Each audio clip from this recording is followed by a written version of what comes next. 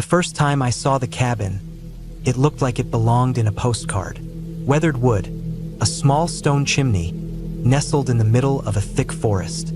It was the kind of place people dreamed of getting away to, a place to escape the noise of the city and the busy rush of life. I was there alone, except for the sparse sounds of the woods. No cell service, no internet, no distractions.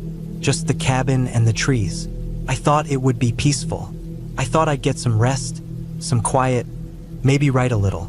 I never expected it to turn into something that felt like a nightmare. The drive to the cabin was long. The last stretch was down a narrow dirt road, overgrown with weeds and flanked by towering pines. The air smelled sharp, like pine needles and damp earth.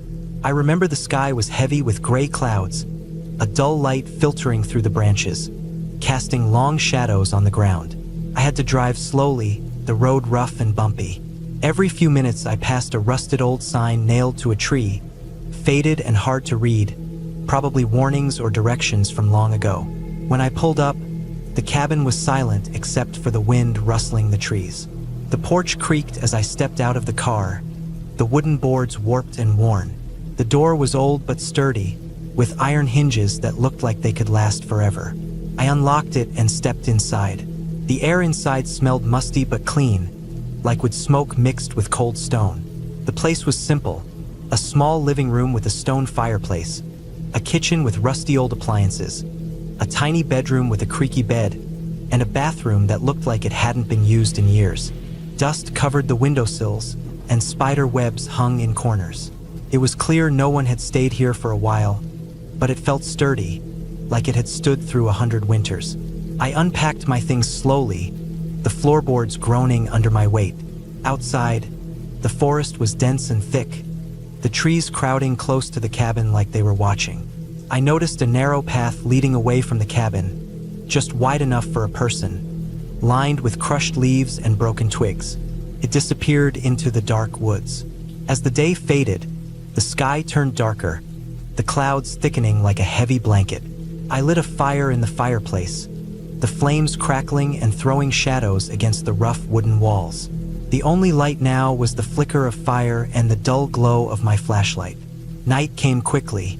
Outside, the forest sounds changed, leaves rustling, twigs snapping under the weight of unseen animals, a distant howl that echoed through the trees.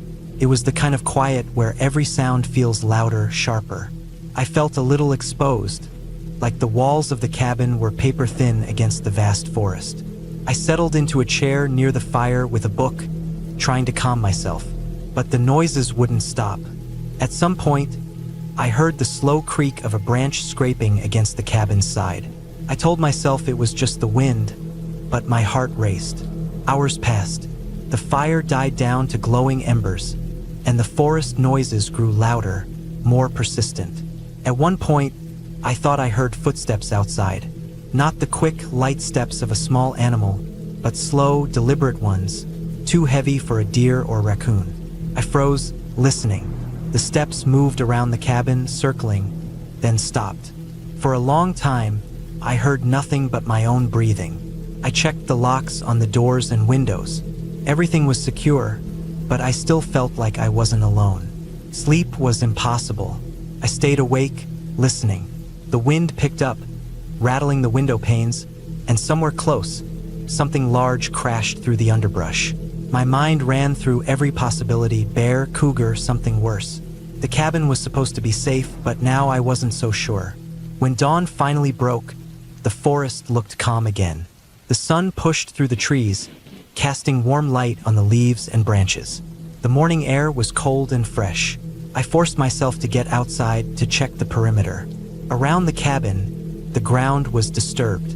There were large footprints in the soft dirt, deep, wide, with long claws pressed into the earth. I recognized them immediately. Bears. A big one, maybe a mother with cubs nearby. I wasn't far from their territory. The thought made my stomach tighten. The forest wasn't empty. It belonged to animals that didn't want visitors.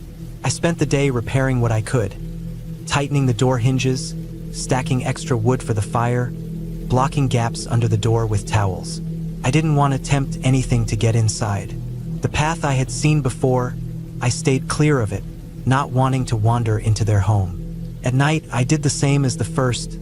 Fire lit, lights off, listening. But this time, I heard something else. Not just the crashing or footsteps, but a low growl from somewhere deep in the woods. It was close enough to make me hold my breath. It faded after a while, but the sound stayed in my mind. A warning. The second night was worse. The wind seemed colder, the forest darker, and the noises closer. The steps circled the cabin again, slow and heavy. Twice something tried the front door handle. I could feel the pressure through the wood, like a massive weight leaning against it. I sat frozen, clutching a thick piece of firewood, waiting for whatever it was to leave. Hours passed. The creature eventually moved on. I didn't sleep at all that night. By morning, I was exhausted, my nerves raw and shaking. The footprints around the cabin were deeper, fresher. I saw broken branches hanging low, scrape marks on the door frame where something had clawed. It was clear the animal was getting bolder. I realized I couldn't stay there any longer. I packed as fast as I could, hands trembling. I made sure the fire was out, everything secured. The forest was silent as I locked the door behind me and headed back to the car. The drive back felt endless. The road looked different in daylight, but the feeling of being watched didn't leave me. I kept glancing in the rearview mirror, half expecting to see a dark shape among the trees. When I finally reached the highway, the noise of cars and people was almost overwhelming. Felt like the world I knew again. That night, back in my apartment, I sat staring out the window. The cabin in the woods was supposed to be a place of peace. Instead, it reminded me that nature can be wild, and sometimes the wilderness doesn't want visitors. I was lucky. I had locked the doors, I had a fire, and I stayed calm enough to not make a mistake.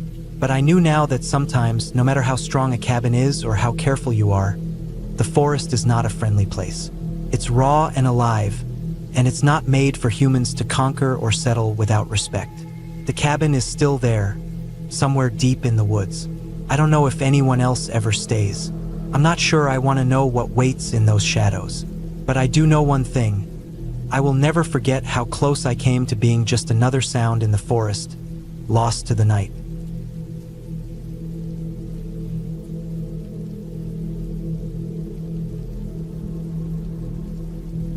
I hadn't planned on staying in the cabin that night. I was supposed to just drop off some supplies, check on the place, and head back before dark. The cabin was my uncle's, sitting out in the middle of a dense forest where the trees crowded close and the ground was thick with fallen leaves, moss, and pine needles. The kind of place where the road ends, and the silence gets so heavy you can almost hear it pressing down on your skin. I drove the last few miles on a narrow dirt path, the tires crunching over dry sticks and gravel. I remember how the trees seemed to lean in toward the car, branches brushing the roof, the forest closing off the sky. It was late afternoon. The sun was slipping lower, and the cabin looked like it had been waiting there forever, untouched. Weathered gray wood, a stone chimney curling smoke up into the cold air. It had the kind of stillness that made the whole forest feel even quieter. I parked near the porch, the engine's sputtering dying out, echoing into the calm. The door creaked when I opened it, a hollow sound that bounced inside the empty rooms. The cabin smelled like old wood and the faint must of damp earth. I had packed some tools and food in my truck, planning to fix a loose floorboard and replace a broken window. Inside, the floor was rough pine planks. Dust lay thick on the furniture, but it wasn't like it had been abandoned. Someone was here sometimes, maybe my uncle or whoever came before him. I set down my bag on the kitchen table, the small room lit by a few thin rays of sunlight coming through grimy windows. Outside, the forest was a blur of green and brown, the trees motionless, their shadows growing longer. I started by checking the floorboard near the back wall. It was loose enough to lift with some effort. As I worked, the house settled with a soft creak, a natural sound, but it made me notice how quiet it was. No birds, no wind, no distant sound of running water or animals. It was like the forest itself was holding its breath. I found a few old nails and a hammer in a dusty toolbox. The hammer felt heavy in my hand. As I tapped the board back into place, the sound seemed loud in the stillness. The sun was almost gone when I moved to the window. The glass was cracked in one corner, enough to let cold air through. I took out my tools to replace the pane, but the old wood frame was brittle and swollen from moisture. Outside, the sky was fading to deep blue. I stepped out on the porch to get a better look at the forest. The trees stood like silent watchers, their dark trunks blotting out the last light. The air had chilled sharply. I could smell damp earth, pine needles, and something faintly metallic. It made my skin prickle. I went back inside and lit a small kerosene lamp on the table. The soft, flickering light pushed back the shadows but didn't warm the cabin much. The wood walls seemed darker and rougher in the glow, and the quiet pressed in again, heavier now. I sat down, feeling the cool floor under my boots. I tried to keep busy, checking the stove, sweeping dust, stacking firewood near the hearth. The firewood smelled dry but old. I found matches in a rusty box and struck one. The flame caught quickly. The fire crackled and popped, filling the room with a faint warmth. The flickering orange light made the shadows dance along the walls. For a moment, I felt less alone. But then I noticed it. A sound just outside the cabin. It was soft and low, like a scraping or a slow drag.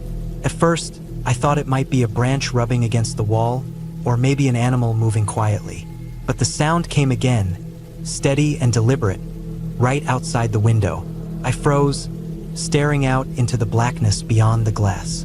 The shadows beyond the firelight seemed deeper, denser, as if the darkness was swallowing the forest whole. I listened harder. The sound was there again, slow, dragging, soft but distinct. It didn't sound like any animal I knew. I grabbed the old hunting rifle from a corner, the cold metal comforting in my hands. The cabin suddenly felt smaller, tighter, like the walls were closing in. I moved quietly to the door and cracked it open. The air outside was thick and cold, smelling of pine and wet earth, but the scraping sound was gone. I stepped out onto the porch, rifle ready, eyes scanning the shadows. The forest was silent again. Nothing moved except the faint rustle of leaves high in the trees. I could hear my own breathing, sharp and shallow in the cold air. I thought about calling someone, but my phone had no signal here, no bars at all. I was alone. I went back inside, locked the door, and pulled the heavy bolt across. I sat down again, trying to steady my breathing. The fire was still warm, but the shadows had stretched, creeping like dark fingers toward the corners of the room. Hours passed slowly. I kept the lamp burning low, the fire crackling quietly. Outside, the night was thick and still, like a wall pressing in. Every now and then, I thought I heard the scraping noise again, just beyond the window, but every time I checked, there was nothing there. I tried to focus on the old radio on the kitchen counter. It was a battered thing, but I turned it on. Static filled the room. For a moment, a faint voice crackled through, distant and garbled, but it quickly faded back into white noise. The radio was useless. Sleep was impossible.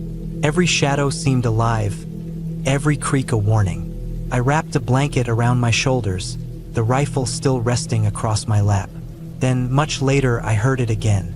The dragging sound, slow and deliberate, coming from just outside the cabin's back wall. I stayed perfectly still, heart pounding. The sound stopped right outside the window beside me. I could feel the cold breath of the forest pressing against the glass. Minutes passed. Then something hit the window, a heavy, sharp tapping like a fist or claw. I jumped, aiming the rifle at the glass. Nothing moved. I whispered to myself, telling myself it was an animal, a raccoon maybe, or a bear looking for food. But the sound didn't fit. It was too steady, too heavy. I got up, my boots creaking on the floor. I crept to the back door, rifle raised. The porch was dark and wet with dew. I stepped down quietly onto the ground, my eyes adjusting. Suddenly, a figure darted through the trees, just beyond the clearing. I caught a glimpse of a man, tall and wearing dark clothes, moving quickly and silently. For a moment, our eyes met. His face was pale and tight, and he vanished into the black woods like a shadow. My breath caught in my throat. I ran back inside, locking every door and window. The fire was nearly out, so I added more wood and lit the lamp brighter. I sat down, tense and wide awake. The rest of the night was a battle with my own mind. Every little noise made me jump. Every shadow looked like the man's figure lurking just beyond the walls. Morning came slowly. Pale light filtered through the windows, washing out the dark corners. Outside, the forest looked calm and peaceful, almost like nothing had happened. I stepped outside cautiously.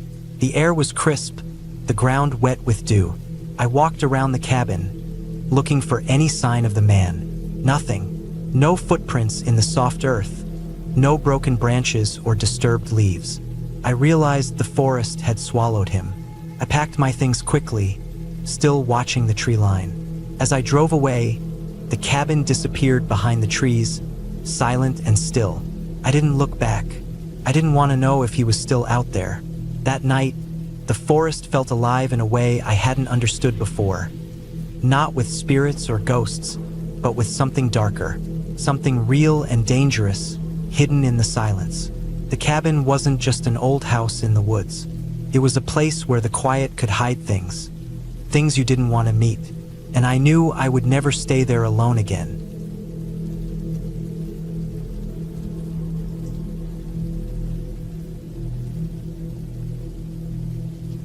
I arrived at the cabin late in the afternoon, the kind of late that starts bleeding into evening, with shadows growing long across the dirt road. The drive had been long and winding, the tires crunching over gravel and dry leaves, the sun dipping lower behind the tall pines. The forest around me was thick and silent except for the occasional rustle of wind in the branches. It felt remote, the kind of place that's miles away from the nearest town or neighbor, just the way I wanted it. The cabin itself sat tucked away in a small clearing, made of rough-hewn logs darkened by years of weather. The roof sagged a little, and the porch had a few loose boards that creaked underfoot. The windows were dusty, with some smudges and streaks that caught what was left of the daylight. A stone chimney rose from one side, and thin wisps of smoke curled out, faint but real. Someone had been here recently. I pulled the keys from my pocket and unlocked the door, which opened with a groan. Inside, the air was cool and smelled like pine and damp earth. The floorboards were uneven and worn, dust settling thick in corners and on old furniture. A wooden table sat near the kitchen area, cluttered with bits of rusted cans and some half-used candles. The place was quiet except for the soft creaking of the cabin settling and the occasional tap of something outside, maybe a branch brushing against the siding. I set my bag down and flipped on the small battery-powered lantern I'd brought along. The pale light flickered against the walls, casting long, shaky shadows. I moved around slowly, getting a feel for the place. The cabin had a small living room with a tattered armchair and a sagging couch, both covered in faded, threadbare blankets. The kitchen was basic: a tiny stove, a sink with a faucet that looked like it hadn't been used in a while, and a rickety shelf with some dusty pots and pans. I wanted this trip to be quiet. No phone signal, no internet, no distractions. Just the woods and me. I'd planned to spend a few days here, hiking the trails nearby, reading, and trying to forget the city noise. Outside, the sun finally slipped behind the treetops, and the forest turned a deep shade of blue-black. I stepped out onto the porch, the wooden boards cool beneath my feet. The sky was clear, sprinkled with stars. The air was sharp and smelled of pine and moss, fresh after a little afternoon rain. I built a small fire in the stone pit out front. The flames crackled, throwing flickering orange light onto the trees, their trunks black and looming in the dark. I sat on the edge of the porch, watching the fire, feeling the quiet settle around me. It was peaceful, but something in that stillness made me feel a little uneasy. I shook the thought off. It was probably just being alone out here. As night deepened, the sounds of the forest grew sharper. The distant hoot of an owl, the rustle of small animals moving through the underbrush, the faint crack of twigs breaking. Every so often, the wind sighed softly through the trees, sending leaves skittering across the ground. I went inside to get ready for bed, lighting a couple of candles on the table. The cabin was small, with just one room and a loft above. The loft had a thin mattress and some blankets, which I spread out carefully. I kept the lantern nearby just in case. I lay down, staring up at the rough wooden ceiling, the shadows dancing quietly in the candlelight. The silence was complete except for my breathing and the occasional distant sounds from outside. Then I heard it, a soft, deliberate knock on the door. I froze. The knock came again, slow and steady, like someone tapping with a finger. I told myself it was an animal, maybe a raccoon or a bird pecking at the wood. But the knocking was too precise, too rhythmic. It didn't feel like random noise. I sat up and listened. Nothing else. No footsteps, no voices, just the quiet forest beyond the windows. I got up and crept to the door, careful not to make a sound. Peering out through the window, the clearing was empty. No one, no sign of anyone. The knocking stopped. I stayed near the door for a few minutes, then went back to bed, though my heart was pounding. I kept the lantern lit and the door locked. Sleep was slow to come. Every time I started to drift off, I thought I heard another knock, a soft scrape, or a faint whisper of movement just beyond the window. But each time I looked, nothing was there. Around midnight, the wind picked up, rattling the windows and shaking the branches outside. The fire had long died, and the cabin felt colder, the walls creaking and sighing with the night. I heard footsteps outside, slow, heavy, pacing just beyond the clearing. I held my breath, the hair on my neck standing up. Whoever or whatever it was, they weren't moving through the forest casually. They were pacing back and forth, as if waiting for something. I grabbed my phone to call for help. No signal. I grabbed the flashlight from my bag and moved toward the door, but stopped short. If someone was out there, I didn't want to confront them alone. I backed away slowly and closed the door tightly, double-checking the lock. The footsteps continued, slow and steady, circling the cabin. I sat down in the corner, heart racing, hands shaking. I tried to convince myself it was just a person hiking late or maybe someone lost. But why would they be walking around the cabin and not call out? Why no voice, no shout, just footsteps? Hours passed. The pacing slowed, then stopped. The forest fell silent again. Morning came with a pale light filtering through the dirty windows. I was exhausted, nerves raw. I stepped outside. The ground was soft and wet from last night's rain. I looked for footprints in the dirt and leaves around the cabin. There were prints, large, heavy, made by boots. They circled the cabin several times, then disappeared toward the woods. I packed my things quickly, feeling the weight of those steps heavy on my mind. I didn't want to stay longer. This wasn't the peaceful trip I'd imagined. I locked the cabin, slipped into my car, and drove away slowly, the forest fading behind me.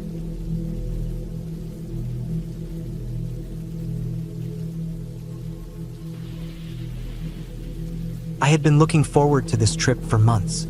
The idea of a quiet weekend alone, away from the noise and rush of the city, sounded like the perfect way to recharge. The cabin was a small, old wooden structure tucked deep in the forest, far off any main roads. It was the kind of place that most people would avoid on purpose. No cell service, no neighbors for miles, and only a narrow dirt road leading in and out, which was easy to miss if you weren't paying attention. The drive out had been long but peaceful. I passed through winding country roads, dense woods, and patches of open fields dotted with wildflowers. When I finally reached the cabin, it looked exactly like the pictures. Weathered gray wood, a stone chimney with a thin wisp of smoke curling out, and a small porch with a rickety wooden railing. It was quiet, so quiet that I felt like I could hear my own heartbeat. I pulled my bags out of the car and set them on the porch.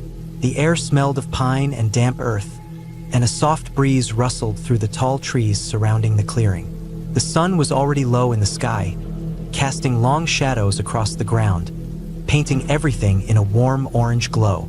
Inside, the cabin was rustic but comfortable. A single room with a small wood stove in the corner, a simple kitchen counter with a sink, a table with 2 chairs, and a small bed pushed against the far wall. The floorboards creaked underfoot, and the windows were thick with dust and a little grime, but they let in enough light to see by.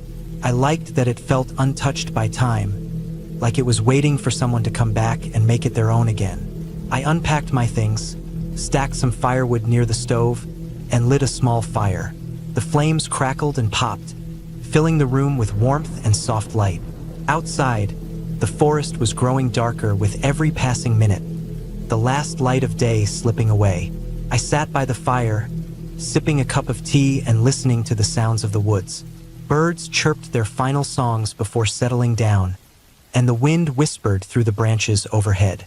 It was peaceful, almost hypnotic. But as night fully settled in, a quiet unease began to creep over me. I told myself it was just the unfamiliar sounds of the forest, the rustling of animals in the underbrush, the distant call of an owl. But something about the stillness felt heavy, like the air itself was watching. Around 10 o'clock, I decided to check the locks on the doors and windows. The cabin had old iron latches that didn't feel very secure, but it was the best it had. As I walked from window to window, I noticed how dark it was outside, the forest now a solid wall of blackness beyond the glass. The moon was hidden behind thick clouds, and the only light came from my flickering fire inside. That's when I heard it. First, I thought it was the wind, a low, dragging sound coming from the edge of the clearing, near the tree line. But it wasn't the wind. It was slower, heavier, like something large moving carefully through the underbrush. My heart picked up, and I froze. I strained my ears, trying to catch the sound again. Came closer, footsteps? Or was it just branches breaking under weight? The hairs on the back of my neck stood up. I walked over to the window and peered out, but the darkness swallowed everything beyond a few feet. I couldn't see any shapes, only shadows shifting. The steps stopped suddenly, then silence. I backed away and pulled the curtains closed. I tried to tell myself it was probably a deer or some other animal, but the sound had been too deliberate, too careful. It didn't sound like anything natural. I tried to calm down, made another cup of tea, and sat back down by the fire, but I kept looking toward the door, every noise making me jump. The wind picked up outside, rattling the windows, and the shadows inside the cabin flickered in the firelight. Hours passed like this, quiet except for the occasional creak of the old cabin settling and the ever-present sound of the forest breathing outside. Around 2 a.m., I heard it again. That slow, heavy dragging sound from the edge of the clearing, much closer this time. Then a faint scrape on the porch, like claws or something sharp dragged lightly across the wood. I didn't move. My throat went dry, and my hands clenched into fists.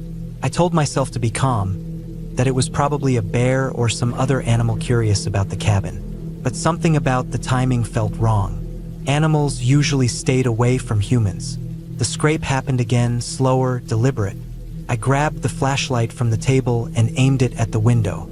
The beam cut through the darkness outside, landing on the far corner of the porch. Nothing. I focused the light on the ground just outside the door. There, fresh scratches in the wood, long, deep marks, as if something with strong claws had been trying to get in. My breath hitched. I turned off the flashlight, sat down heavily, and tried to think. I could leave, but the car was parked down a dirt road that would be hard to navigate in the dark, and I didn't even know what was out there. I stayed awake the rest of the night, fire burning low in the stove, ears straining for any sign of movement. The scraping and dragging noises returned sporadically, never close enough to see, but always just outside. Morning was a relief. The first pale light filtered through the dusty windows, and the noises stopped. I didn't sleep much, too jumpy to relax. I decided to leave early, packed my things quickly, checked the cabin one last time, then headed out. As I walked to the car, I spotted deep tracks in the soft earth near the porch, much bigger than any animal I knew, with claw marks clear as day. Driving away, I kept glancing at the rearview mirror. The trees closed in behind me, silent and watchful. I didn't look back. Days later, when I told a ranger about the marks, he said bears were common in the area, but that the claw marks looked strange, too long and spaced oddly. He warned me to be careful if I ever returned. The woods were beautiful, but wild, and sometimes they kept their secrets close.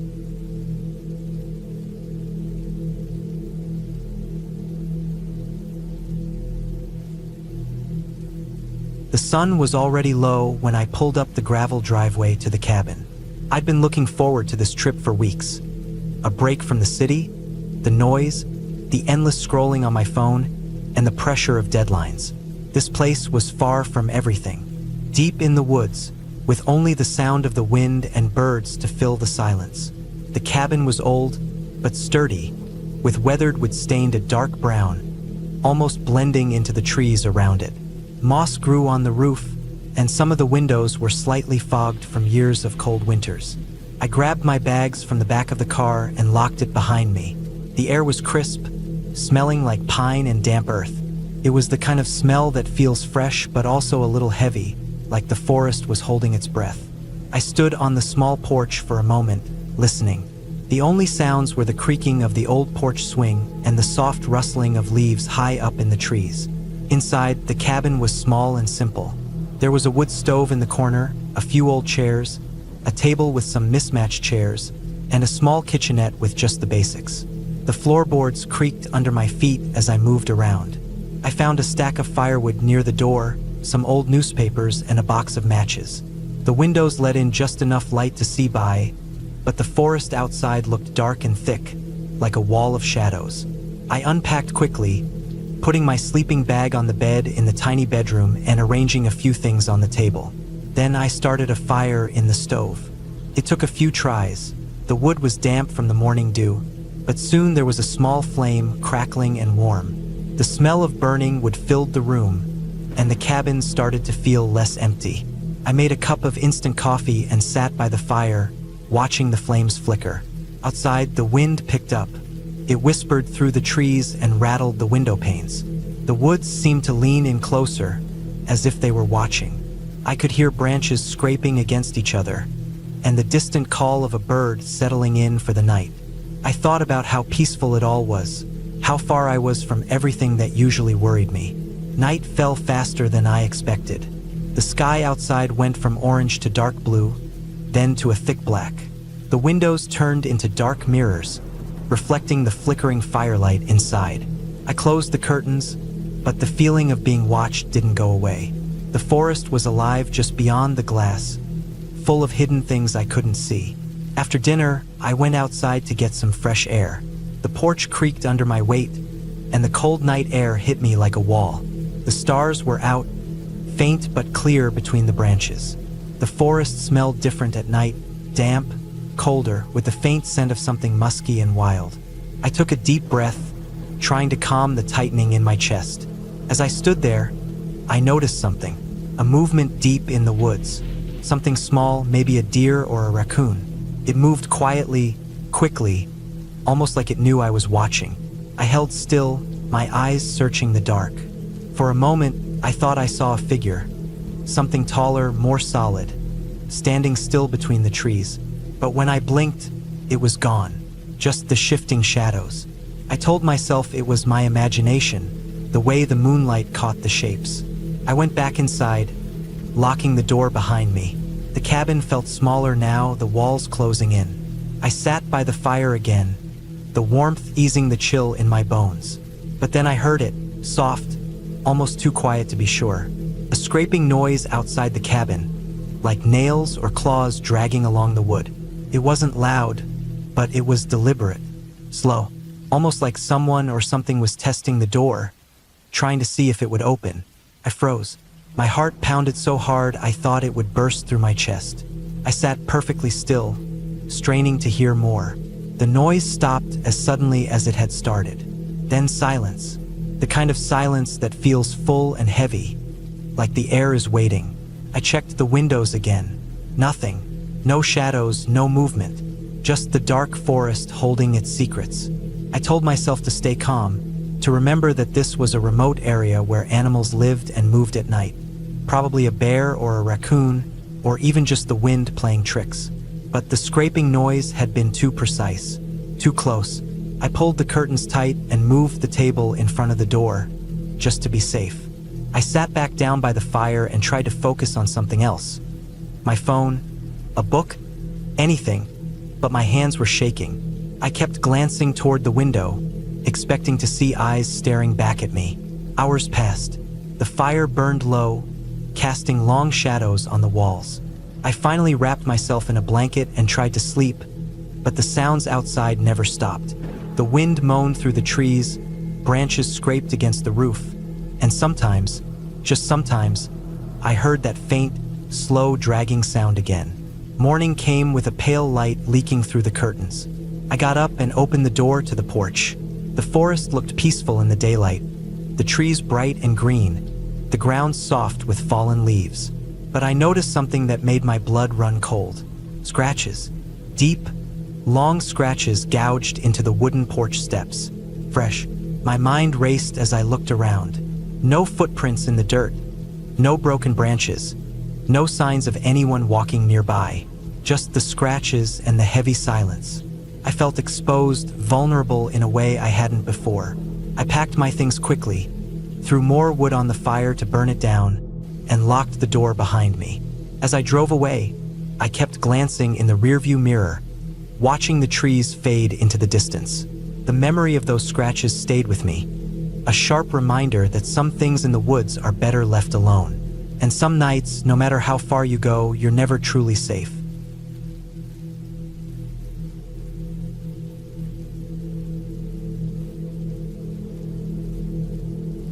It was supposed to be a peaceful weekend, a quiet escape from the constant noise of the city, a break from work, and the perfect chance to get away from everything. The cabin was tucked away deep in the woods, miles from the nearest neighbor, with nothing but the forest stretching out all around it.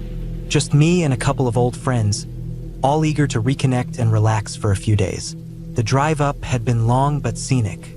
We passed rolling hills and quiet, winding roads that seemed to get narrower with every turn, until we finally reached the cabin. It was a small, rustic place, with peeling wood on the outside and a steep, pitched roof that looked like something out of an old postcard. The kind of place you'd expect to see in a horror movie, but not in the kind of way that makes you run in fear. It was charming in a way, like a forgotten piece of the past. We were ready for the weekend. After unloading our gear, we all took a moment to appreciate the quiet. The only sound was the rustling of the leaves and the occasional bird call in the distance. It was perfect, almost too perfect, but we were all so eager to be away from the chaos of everyday life that we didn't think much about it. The first night passed without incident. We ate a simple meal of grilled food over an open fire, shared some drinks, and swapped old stories from our high school days. The usual fun stuff. We even went for a short hike before dark, just to stretch our legs after the long drive. The sun set early, and by the time we got back to the cabin, the forest had already swallowed the light, leaving only the glow of the fire to keep us company.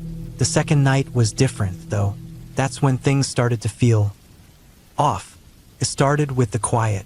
The fire crackled, and the wind blew through the trees, but something about the stillness felt unnatural. I had a strange sense of being watched, but whenever I turned around, there was nothing but the blackness of the woods. I brushed it off. My friends were still chatting around the fire, oblivious to anything strange. But I couldn't shake the feeling that something was lurking just beyond the reach of the firelight. At one point, I went inside the cabin to grab another drink. The place was small and cozy, with wooden floors and a large stone fireplace. Nothing out of the ordinary. As I stood in the doorway, looking out the window toward the forest, I thought I saw something move in the distance. It was quick, just a flash of shadow, but it was enough to make my heart skip a beat. I peered harder into the darkness, but I couldn't see anything. Maybe it was a deer, or maybe I was just tired. I didn't mention it to anyone when I went back outside. The night grew colder, and the air felt thicker. The fire burned low, and the chatter around the campfire began to fade. Everyone seemed to be winding down, ready for bed. But just as I was about to go inside, I heard something. It was a soft, rustling sound coming from the woods. At first, I thought it was an animal, maybe a fox or a raccoon. But then I heard it again, closer this time. This wasn't the soft shuffle of a small animal. It was something heavier, something that wasn't supposed to be there. I turned to my friend, Nick, who had been sitting closest to me. I could see the same concern in his eyes, a look that mirrored what I was feeling. We both listened, trying to figure out what it was. The rustling stopped, but the sense of something being there, watching us, remained. We stood up, both of us unsure of what to do. "Probably just a deer," Nick muttered, but his voice didn't have the same confidence as usual. "It's probably nothing." I nodded, though I wasn't so sure. I didn't believe in supernatural stuff, no ghosts or spirits. But that didn't mean I wasn't afraid. Fear isn't always logical. Sometimes you just feel it in your gut. We all eventually headed inside. The cabin was warm, and we quickly made ourselves comfortable, pulling out sleeping bags and settling down for the night. I tried to sleep, but every time I closed my eyes, I felt the nagging sense that something was out there. I heard things outside, but I couldn't tell if it was just the wind or something else. I must have eventually fallen asleep, because the next thing I remember is waking up to a strange sound in the middle of the night. It wasn't the wind or the usual night noises. It was a scratching sound, slow and methodical, like something was trying to dig into the cabin itself. I froze. I wasn't sure if it was coming from outside or inside the cabin. The sound continued, getting louder, and I could feel my heart racing. It wasn't an animal, at least not one I recognized. This was different. I got up quietly, careful not to wake the others. The moonlight filtered through the windows, casting long shadows on the floor. I moved to the door and peeked out into the darkness, hoping to catch a glimpse of whatever was causing the noise. First, I saw nothing, just the usual trees and the slight sway of the branches in the wind. But then, my eyes locked onto something that made my blood run cold. There, standing just outside the edge of the firelight, was a figure. It wasn't a man, but it wasn't an animal either. It was tall, unnaturally so, and it seemed to sway in the shadows as if it was made of them. Its limbs were long, too long, and bent at odd angles, like a spider's legs. Its skin, or whatever covered its body, was pale and stretched tight over its bones, with patches of dark, mottled coloring. It had no clothes, no face, just a smooth, featureless head that seemed to reflect the moonlight in a sickly way. It was like looking at a thing from a nightmare, too grotesque to be real. Yet there it was. Couldn't move, couldn't even breathe. The creature's head slowly turned toward the cabin. Its eyes, if you could even call them that, black pits of emptiness that seemed to suck in the light around them. It didn't blink, didn't make a sound, just stood there, staring at me. And then it began to move, slowly at first, dragging its long limbs over the forest floor. It wasn't walking, it was gliding, sliding across the earth in an unnatural way, like it wasn't bound by the laws of gravity or nature. I stepped back, heart pounding in my chest, and I realized I had to do something. It wasn't a deer or a raccoon or anything normal. This thing was not right. I moved to wake up Nick, but before I could, there was a loud crash from outside. The creature had slammed its arm into a tree, knocking it over with an impossible amount of force. It made a horrible, scraping noise as it slid across the ground, heading straight for the cabin. I had no choice. I had to warn everyone. "Nick!" I hissed, shaking him awake. "Get up now." He groggily sat up, blinking in confusion. "What's going on?" "Get to the back door. Now!" I whispered urgently. We didn't have time to argue. I grabbed my phone and tried to call 911, but there was no signal. Of course, there wasn't. We were miles from any cell towers. The others woke up at the noise, their faces pale with fear. We all scrambled, trying to stay as quiet as possible, but the creature outside was getting closer. I could hear its movements, scraping against the earth like claws dragging over stone. Then, there was a sound from the roof, a low, almost guttural noise, like something scraping against the shingles. I couldn't help but glance up at the ceiling, wondering if whatever it was had somehow made its way up there. The scratching noise continued, moving from one side of the cabin to the other. It was closing in on us, circling the cabin, testing our defenses. We bolted for the back door, not bothering to look out the windows anymore. We ran through the dark woods, the trees whipping by, branches snapping under our feet. We didn't stop until we reached the truck. I slammed the door behind me, heart pounding in my chest, and looked back toward the cabin. The creature was gone. We drove for hours, not stopping until we reached the nearest town. The others were shaken, terrified, but no one spoke about what we had seen. What could we say? No one would believe us. The next day, we went back to the cabin. Everything seemed normal, too normal. There was no sign of what had happened.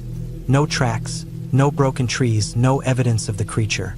It was like nothing had happened at all. But I knew what I had seen. It was real. We left shortly after that, and I never went back. I don't know what that creature was, but I know it wasn't something I'd ever want to see again. I'm still not sure what it was doing in those woods, or why it was so interested in us, but I've never forgotten that night. It's been years now, but every time I think about it, I get the same feeling I had back then. Like something is watching me, waiting for the right moment to strike. I hope I never have to face it again.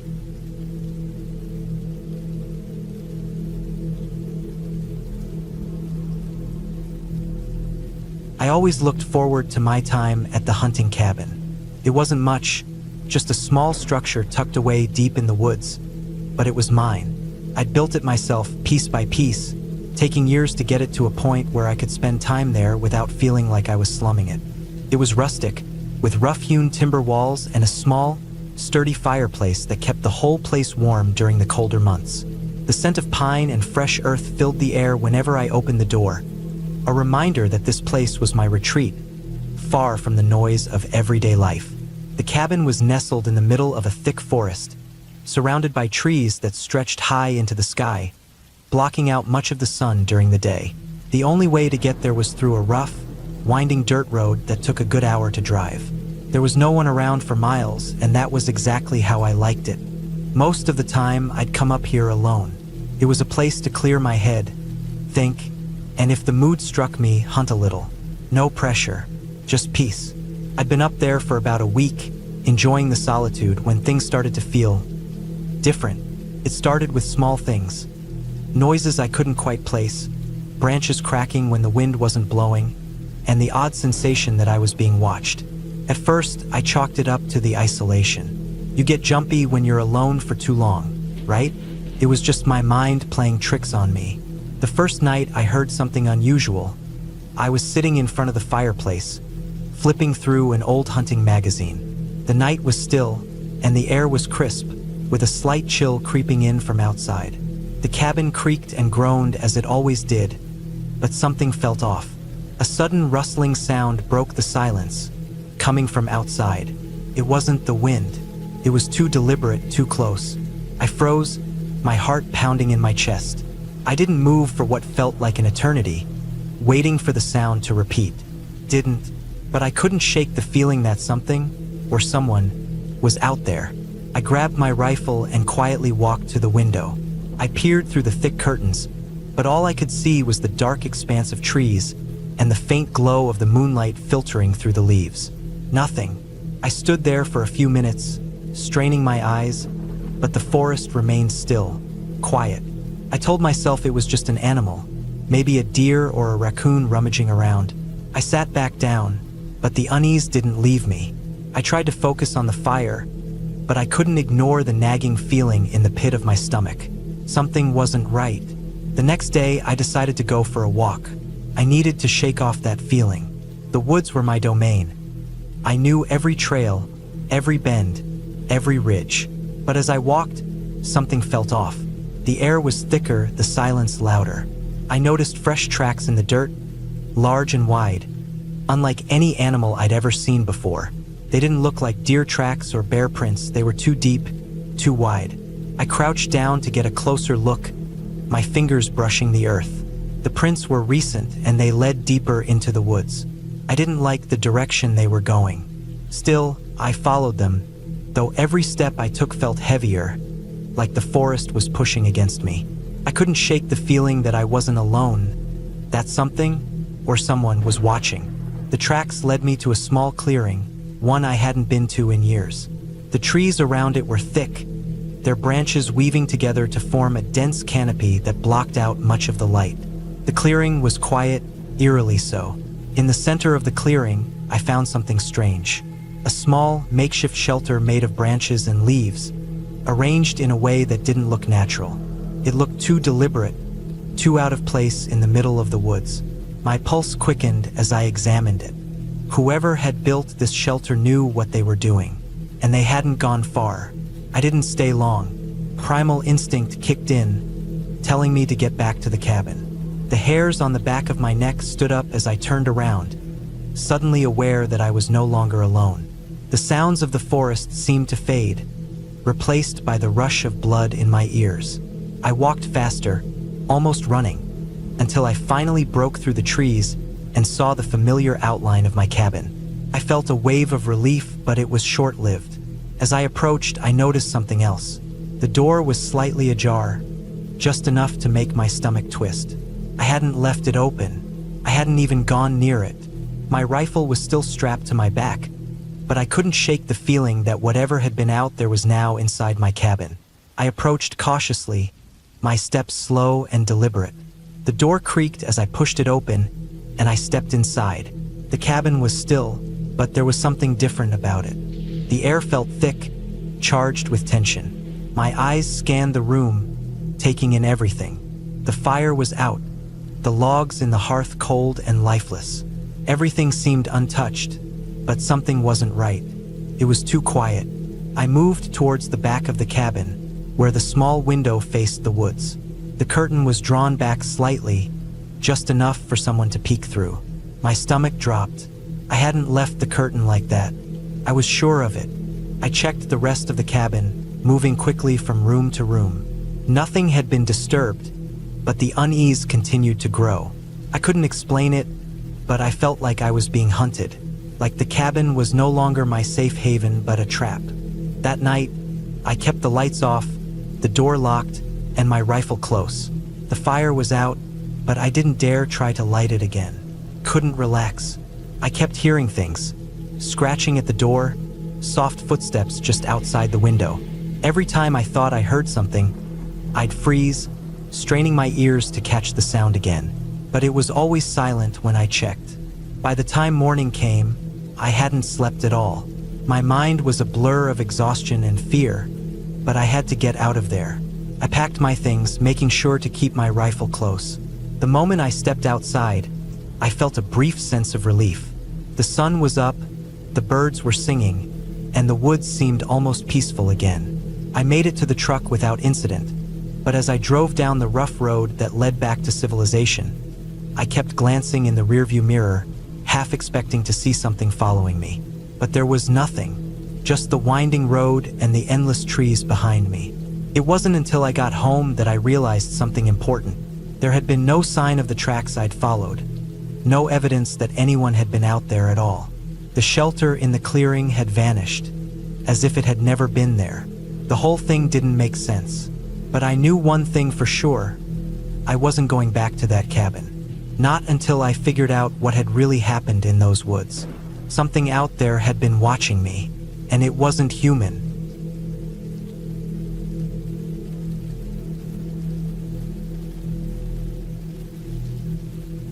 I was alone at the cabin, sitting by the fire with the wind howling outside. The place was quiet, except for the occasional creak of the old wood, which had settled over the years.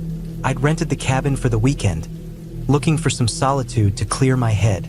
It was one of those little cabins out in the woods, the kind that had no electricity, no neighbors for miles, just a creak and the sound of the wind blowing through the trees. At first, it felt peaceful. I unpacked my bags, got the fire going, and made some dinner. The night fell quickly in the woods. As soon as the sun disappeared, the temperature dropped and the sky darkened completely.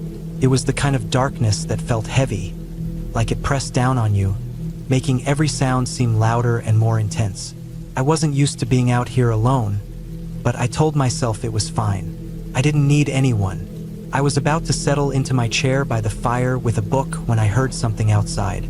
It was faint at first, like a rustling, followed by a soft, almost inaudible growl. My ears perked up. I couldn't tell if it was just an animal in the woods or something else. The sound was odd, though too deliberate to be just the wind. I sat still, listening, trying to hear if it came again. The wind picked up, and the rustling outside became louder, followed by more growling. This time, I felt a shiver run through me. My gut told me something wasn't right. I tried to push it aside, chalking it up to some animal in the woods, maybe a bear or a wolf. But then the growl came again, closer this time, much closer. I stood up from my chair, walking cautiously to the window, pulling the curtain back just enough to peek outside. I didn't see anything at first.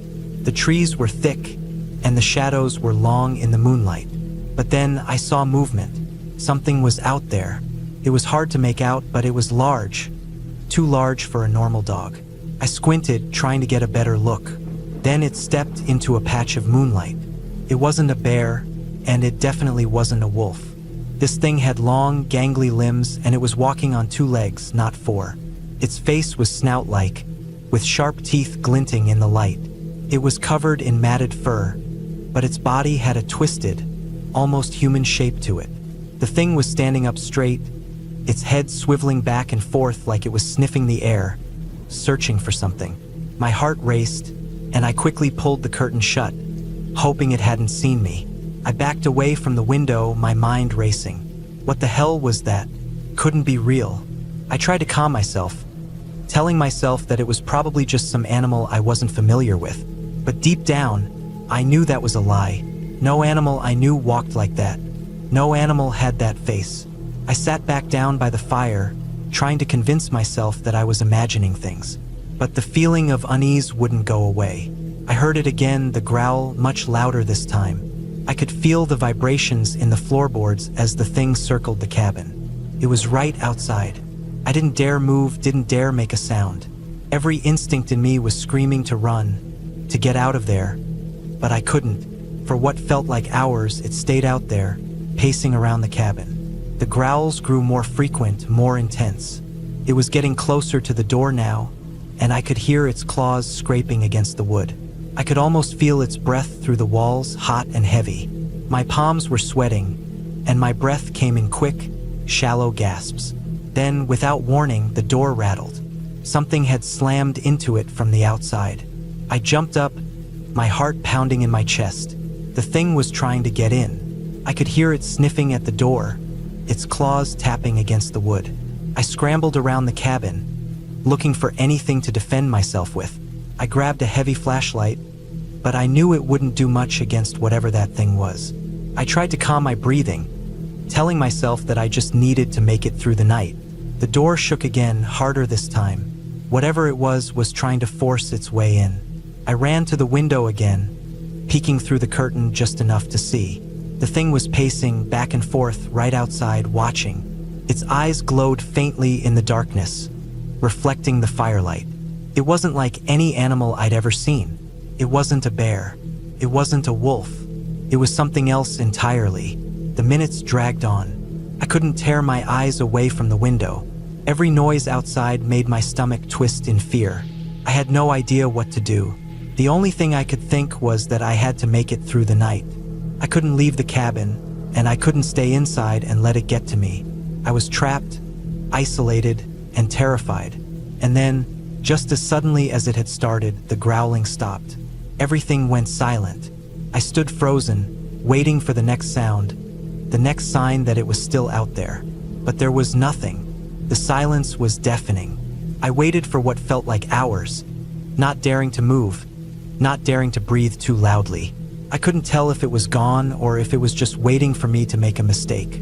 The air felt thick with tension, and the fire crackled as if mocking my fear. I kept glancing at the door, expecting it to rattle again at any moment. Eventually, the sun started to rise, its light creeping through the cracks in the cabin's walls. It felt like a lifetime since I'd first heard the growl, but it had only been a few hours. I didn't know what time it was, but I knew that daylight had come, and that meant the thing outside was probably gone. I cautiously approached the door, my eyes scanning every inch of the surrounding woods through the window. Everything was quiet. I finally took a breath, my shoulders sagging with relief. It was over. I stayed inside the cabin for the rest of the day, not daring to go outside. I didn't know what that thing had been, but I wasn't about to find out. It was only after the sun had fully set again that I finally worked up the courage to leave. I didn't bother packing up my things. I just grabbed what I could and left, I made it back to my car and didn't stop driving until I was back in town. I never went back to that cabin. I never even drove near the woods again. I couldn't tell anyone what had happened. Who would believe me? They'd think I was crazy. They'd tell me it was just a bear or a coyote. But I knew what I saw. I knew what was out there. And I knew I was lucky to make it out alive. That night changed me. I stopped looking for peace in places like that cabin. Instead, I found solace in the comfort of people, in the buzz of a busy city, where the only growls I'd hear were from the streets, not from the woods. I learned the hard way that sometimes there are things out there that we just don't understand, and that's a lesson I'll never forget.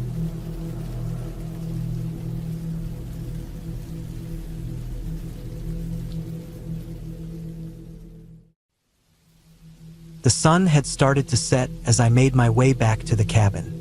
I'd been out all day, collecting firewood, walking through the woods, and just enjoying the quiet of the place. The cabin, tucked away in the woods far from any real civilization, had always been a peaceful retreat. I'd rented it for the weekend, hoping to escape the noise and the chaos of the city for a few days of solitude. The air was crisp, and I could hear the crunch of dry leaves beneath my boots as I approached the cabin. It wasn't anything fancy, just a small, rustic building with a wood-burning stove, a couple of old chairs, and a large window overlooking the forest. The kind of place where you could just sit by the fire, watch the flames dance, and let the world fall away. I didn't have any plans for the night, just to cook a simple dinner and maybe read a book by the fire. But as I got closer, I noticed something out of place. The cabin's door was ajar. I was sure I'd closed it when I left that morning. I had locked it, too. I hesitated for a moment, a small knot of unease forming in my stomach. Maybe I'd forgotten, or maybe the wind had pushed it open. It didn't seem like anyone else was around. There was no car in the driveway, no signs of life nearby. Still, the door being open didn't sit right with me. I stepped inside, the familiar scent of pine wood and the faint smell of stale fire smoke filling the air. Everything seemed normal at first. The fire in the stove had burned down to just a few glowing embers. The chairs sat undisturbed, and my bag was still in the corner where I had left it. But something felt wrong, a kind of stillness that didn't seem natural. It was as if the entire cabin was holding its breath. I moved further inside, my boots tapping lightly against the wooden floor. I scanned the room, my eyes lingering on every corner. The feeling grew stronger. I felt watched, but there was no one. The only sounds were the crackle of the dying embers and the soft wind outside. My hand instinctively went to the knife in my jacket pocket. Not that I thought I'd need it, but it was a habit, a way to reassure myself. I reached the small kitchen area, and that's when I saw it. There, lying on the counter, was a shard of glass. It wasn't huge, but it was sharp, its jagged edges catching the dim light from the stove. The glass was dark, almost black, as though it had been stained with something. I couldn't place it at first, but as I stared at it, I realized it was blood. Dark, dried blood. A shiver ran down my spine. I stepped back instinctively, my hand gripping the edge of the counter for balance. Who had been here? How had they gotten inside? I had locked everything up before I left, and yet here was this shard of glass, covered in blood. I glanced at the window, but there was nothing unusual about it. No sign of forced entry. The door, I couldn't help but think about it again. Was I imagining things? Had I been so distracted by the woods that I didn't notice someone breaking in? My mind raced, trying to piece things together, but the longer I stood there, the more uneasy I became. The glass, the blood, what had happened here? Was someone injured? Were they still nearby? I took a deep breath and slowly moved to the door. I needed to check outside. I needed to see if someone was lurking nearby, if anyone had been watching me. But as I reached for the door, I heard it. A soft sound, a scrape, came from behind me from the back room. The room where the bathroom was, where the closet was. My heart skipped a beat. I knew I wasn't imagining it. Something was moving in the cabin. I froze. The sound stopped. For a long moment, all I could hear was the beat of my own heart, thudding loudly in my chest. My fingers tightened around the doorknob, but I didn't turn it. I stood there, my breath shallow, straining to hear any other noise. Another scrape, closer this time.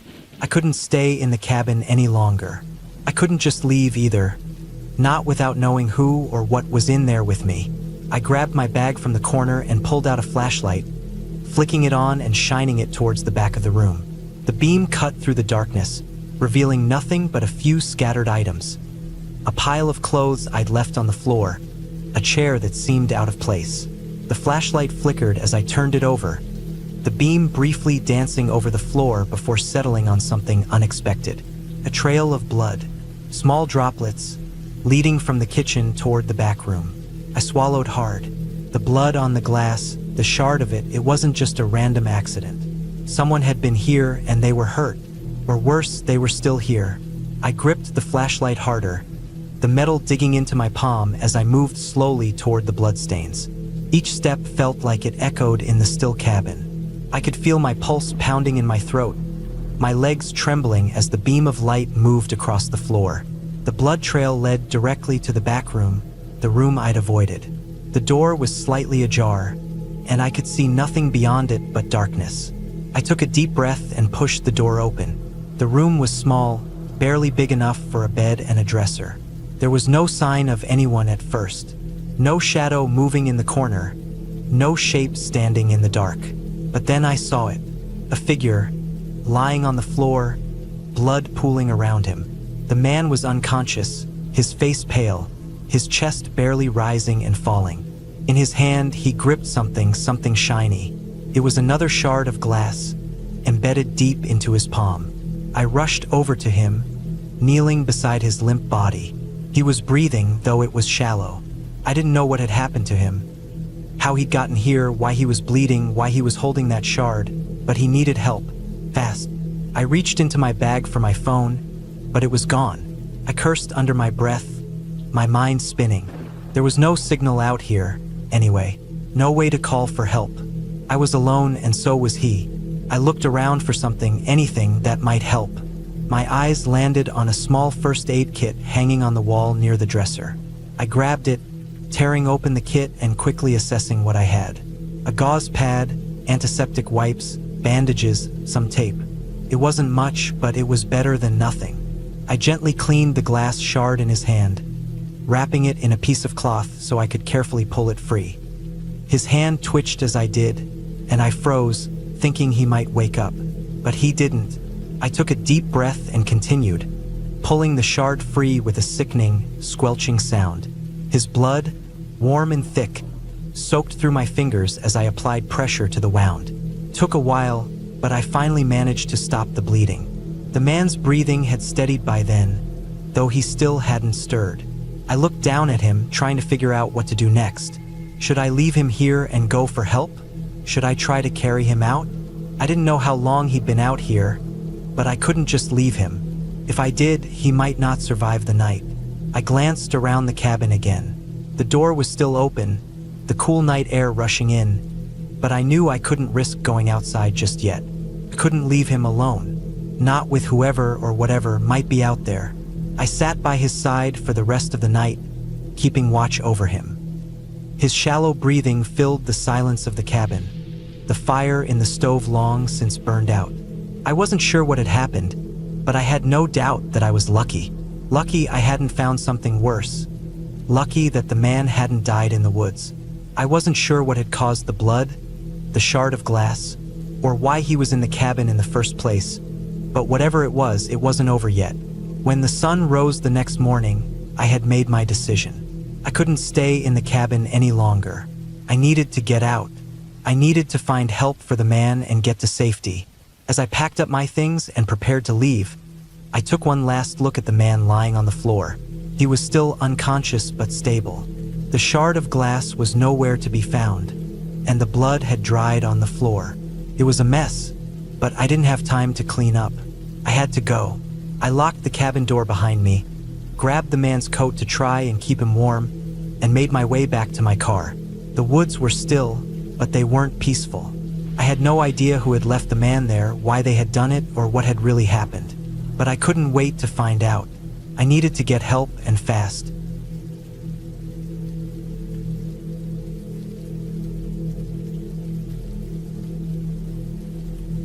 Living in that cabin wasn't supposed to be my life. It wasn't supposed to be anyone's life. But when I found myself with nowhere to go, when everything I thought I knew about the world had crumbled, the cabin became my last option. It had been abandoned for years, maybe even decades, tucked deep in the woods where no one really bothered to go. The type of place people only whispered about if they talked about it at all. It wasn't just me, though. I had my friend with me. We had been through a lot together, both of us kind of running from things, running from our own versions of life that had gone wrong. We didn't talk about it much, but we knew. We understood each other. When we ended up together, just the two of us, stuck in a place like this, we didn't really know what we were getting into. But we figured we could make it work, at least for a while. We didn't have much to our names. A couple of bags of clothes, some basic food we could barely afford, and a few old tools we found in the shed behind the cabin. It wasn't much, but it was enough to survive, at least for a little while. The cabin was nothing special. Small, run down, with peeling paint and a roof that looked like it might cave in at any moment. The windows were dirty, cracked in places, but still held together. There was a fireplace, but it hadn't been used in years, probably longer than either of us had been alive. The floorboards creaked underfoot like they were going to break through, and the whole place smelled musty, like stale air and rotting wood. But when you've got nowhere else to go, you take what you can get. We made ourselves comfortable, or as comfortable as you could get in a place like that. I remember the first night we spent there. The sun was already dipping below the horizon by the time we made it inside. The woods outside were silent, almost too silent. It felt like the whole world had gone to sleep. We sat there for hours, not saying much, just listening to the sound of the wind rattling the cabin. I couldn't shake the feeling that something was wrong, but I didn't mention it. My friend didn't either. Maybe we were both just too tired, too worn out from the journey to really think about it. The first few days weren't too bad. We gathered firewood, cleaned up the place a bit, and tried to make a semblance of a home out of the old, rotting structure. But soon, the reality of being stuck in that cabin started to set in. It was colder than we'd anticipated, even though it wasn't really winter yet. The walls were thin, and the fireplace didn't do much to keep the place warm. It was a constant struggle to keep a fire going, and when it went out in the middle of the night, it was impossible to get back to sleep. We'd huddle under the threadbare blankets we found, shivering until morning. I started noticing things, too, little things that didn't quite add up. The way the wind seemed to howl louder on certain nights, like something was pushing through the trees, something that wasn't supposed to be there. The way the cabin creaked and groaned, like it was alive, shifting under its own weight. At first, I told myself it was just the wind or the wood settling. But after a while, it started to feel like something else. We tried to ignore it, but there were nights when neither of us could sleep. When the wind was howling, and the trees outside rattled so loud it felt like the whole forest was about to come crashing down on top of us. The first time I heard the noise, I thought it was just my imagination. It sounded like footsteps, faint at first, then growing louder. I froze, listening, my heart thumping in my chest. I didn't want to wake my friend, so I stayed quiet, holding my breath. But the footsteps didn't stop. They circled around the cabin, slow and deliberate. I tried to convince myself it was just an animal, a deer maybe, or something else roaming around outside. But the way they moved, the pattern, it didn't feel like any animal I'd ever heard. I tried to shake it off, but the next night, the same thing happened. I could hear the footsteps again, but this time, I knew it wasn't just my mind playing tricks. There was someone or something out there. I didn't want to tell my friend. I didn't want to make it worse, so I kept it to myself, hoping it would stop. But it didn't. Days passed, and the feeling of being watched, of being followed, grew stronger. Every time I stepped outside, I felt like eyes were on me. I kept hearing things in the distance, twigs snapping, rustling in the trees. I wasn't sure if it was just the wind, or if there was something out there, lurking just beyond my sight. My friend seemed to notice too, but neither of us spoke about it. Maybe we were both too scared to acknowledge it. We began to run out of food too. Our supplies were dwindling, and we weren't sure when we'd be able to go into town again. The nearest store was hours away, and the road to get there was barely passable. We talked about leaving, about trying to find a safer place, but something kept us there. Maybe it was the fear of the unknown. Maybe it was the fact that we had nowhere else to go. But every time we talked about it, something always stopped us. Something kept us in that cabin, surrounded by nothing but trees and emptiness. Then one night, everything changed. It was late, and the wind had picked up again. The trees outside were shaking, their branches creaking in the gusts. I lay in bed, staring up at the ceiling, trying to block out the noise. But then I heard it, footsteps. Not just the ones I'd heard before, but this time they were closer, much closer. They were right outside the door, slow and deliberate. I could feel my heart racing in my chest. I held my breath, hoping that whatever it was would go away. But it didn't. The footsteps stopped, and then there was silence. Absolute silence. I lay there in the dark, waiting. Felt like the entire world was holding its breath. I wanted to move, to do something, but I couldn't. It was like I was paralyzed with fear. I didn't want to know what was out there. Then, just as suddenly as it had started, the silence was broken. A loud bang echoed through the cabin, and I shot up, my heart pounding in my chest. It was coming from the door. I could hear the scraping of metal against wood, like someone or something was trying to force their way in. My mind was racing, and I couldn't think clearly. I grabbed my friend, shaking them awake. We didn't speak. There was no time for that. We scrambled to the back of the cabin, hoping to find a way out, but the windows were too small, the walls too thick. The only way out was the door, and whatever was outside was blocking it.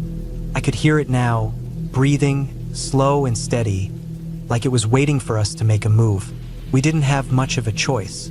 We had to leave. We had to get out, and fast. We grabbed what little we had left and bolted for the door. I don't know how we made it out. It was like the cabin itself was trying to hold us in, like the walls were closing in on us. But we made it outside, into the cold night air. The wind was biting, but it didn't matter. We ran, not knowing where we were going, just knowing we couldn't stay there anymore. We didn't stop until we reached the main road.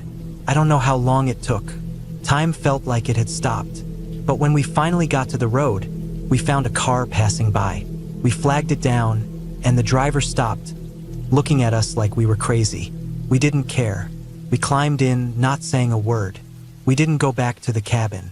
We didn't go back to that place, that nightmare. I don't know what it was or who or what was out there, but I'll never forget the feeling of being trapped, of hearing those footsteps, of knowing that something was waiting for us. It wasn't a ghost. It wasn't some fairy tale creature. It was real, and it was out there. We made it out, and that's all that matters. The cabin stayed behind, left to rot in the woods, and I never looked back.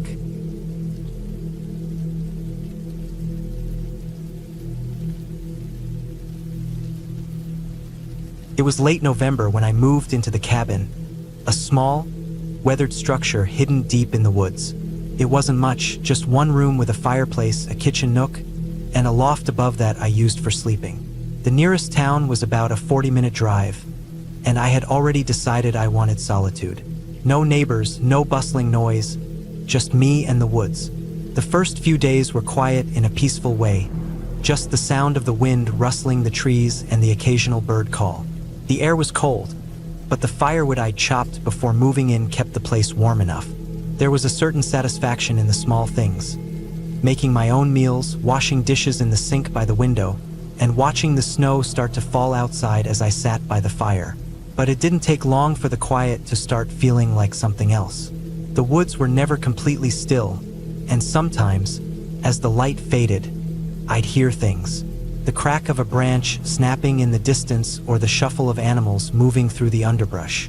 At first, I chalked it up to the usual sounds of nature, but over time, it felt as if I was being watched, even though I knew there was no one around for miles.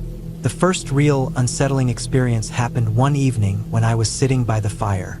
It was already dark, and the cabin was completely quiet except for the occasional crackle of the logs burning. I'd been reading a book, trying to ignore the growing unease in my stomach, when I heard it. A knock. It wasn't loud, but distinct. It came from the back door, which was on the side of the cabin facing the woods.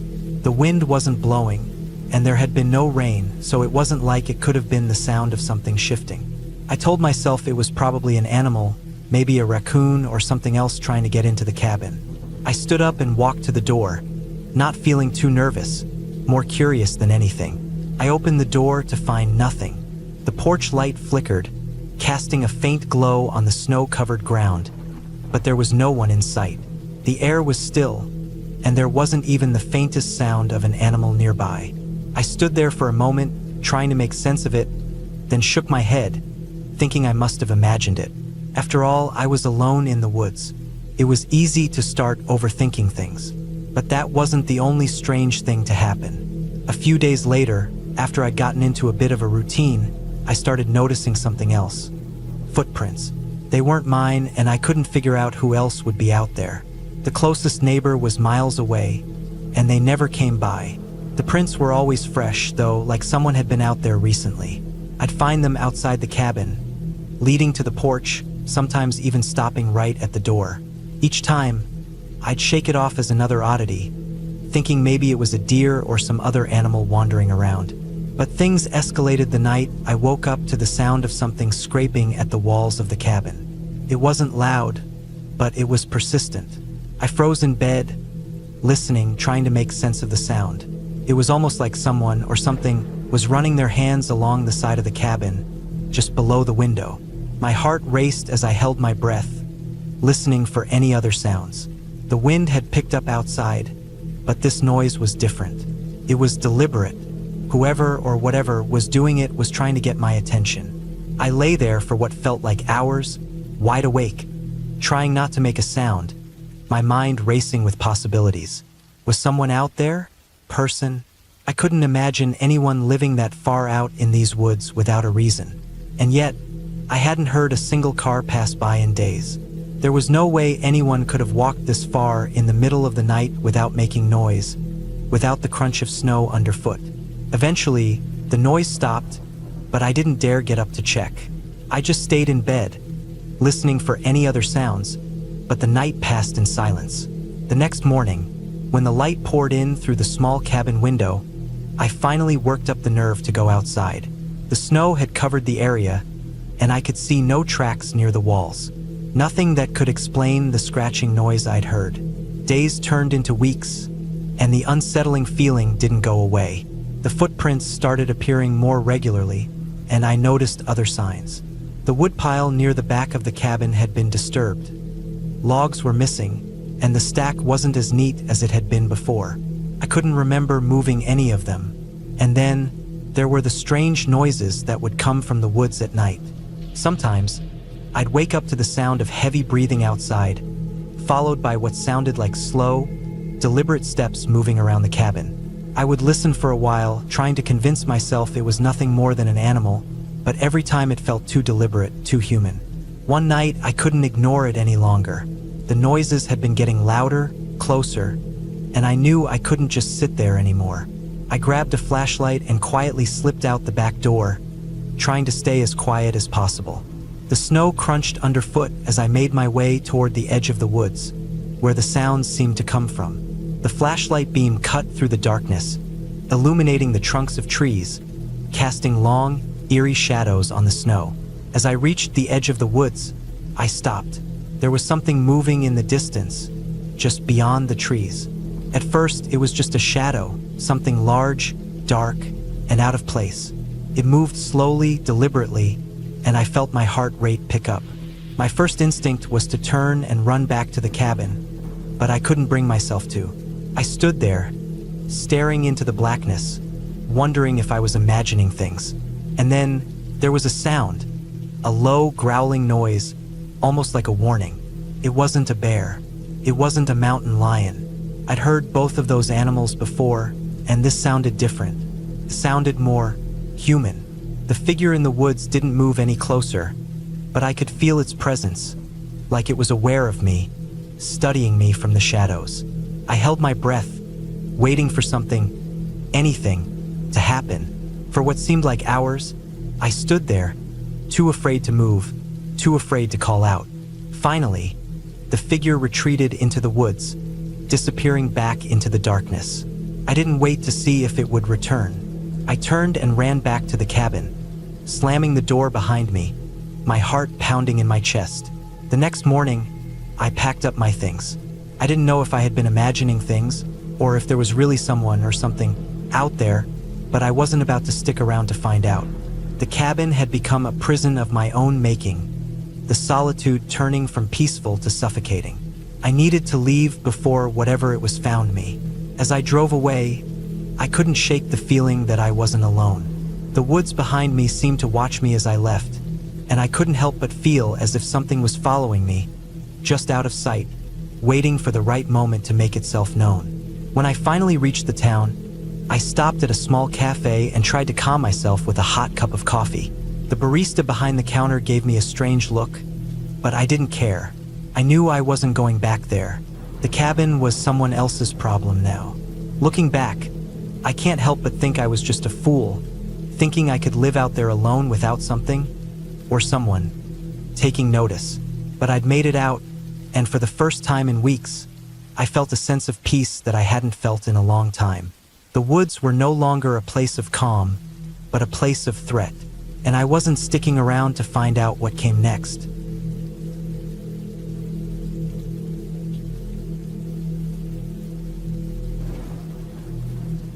I'd been looking forward to a weekend away in a cabin, a place I could escape to. I needed some time alone, away from the noise of daily life, the city, and the constant buzz of people around me. The cabin was supposed to be a peaceful retreat, tucked away in the woods, about a couple of hours' drive from my home. It was far enough to feel isolated, but not too far to be inconvenient. When I arrived, I was greeted by a small, rustic cabin with a sloped roof and a porch that overlooked a small clearing surrounded by trees. The sun was setting, casting long shadows across the forest floor, and the only sounds I could hear were the rustling of leaves and the occasional chirp of a bird in the distance. It was exactly what I needed. I unpacked my bags, made a small fire in the fire pit outside, and just sat there for a while, taking it all in. The cabin itself was simple but cozy. There was a living room with a fireplace, a small kitchen, and a loft bedroom. The floor creaked under my feet as I moved about, but it added to the charm. I settled in, ate some dinner, and spent the evening relaxing. There were no other cabins nearby, no one else around for miles. It felt like I was the only person on Earth. The first night passed without incident. I slept soundly, the soft crackling of the fire outside the cabin the only noise that filled the silence. But that was only the beginning. The next day, I decided to explore the surrounding area. I grabbed my jacket, some water, and a flashlight, just in case, and set out for a hike. The woods were dense, the trees towering overhead like silent giants. The path was narrow, and the forest floor was covered with a thick layer of fallen leaves. I had no particular destination in mind, just wanted to stretch my legs and enjoy the quiet. As I walked deeper into the woods, I couldn't help but feel a little uneasy. The silence was almost oppressive, the only sound the crunch of leaves underfoot. After about an hour, I came across an old, abandoned shack hidden behind some overgrown bushes. It was small, barely standing, with broken windows and a door that hung crookedly on its hinges. My curiosity got the best of me, and I decided to check it out. I pushed the door open with a creak, stepping inside. The inside was damp and musty, the walls covered in mildew.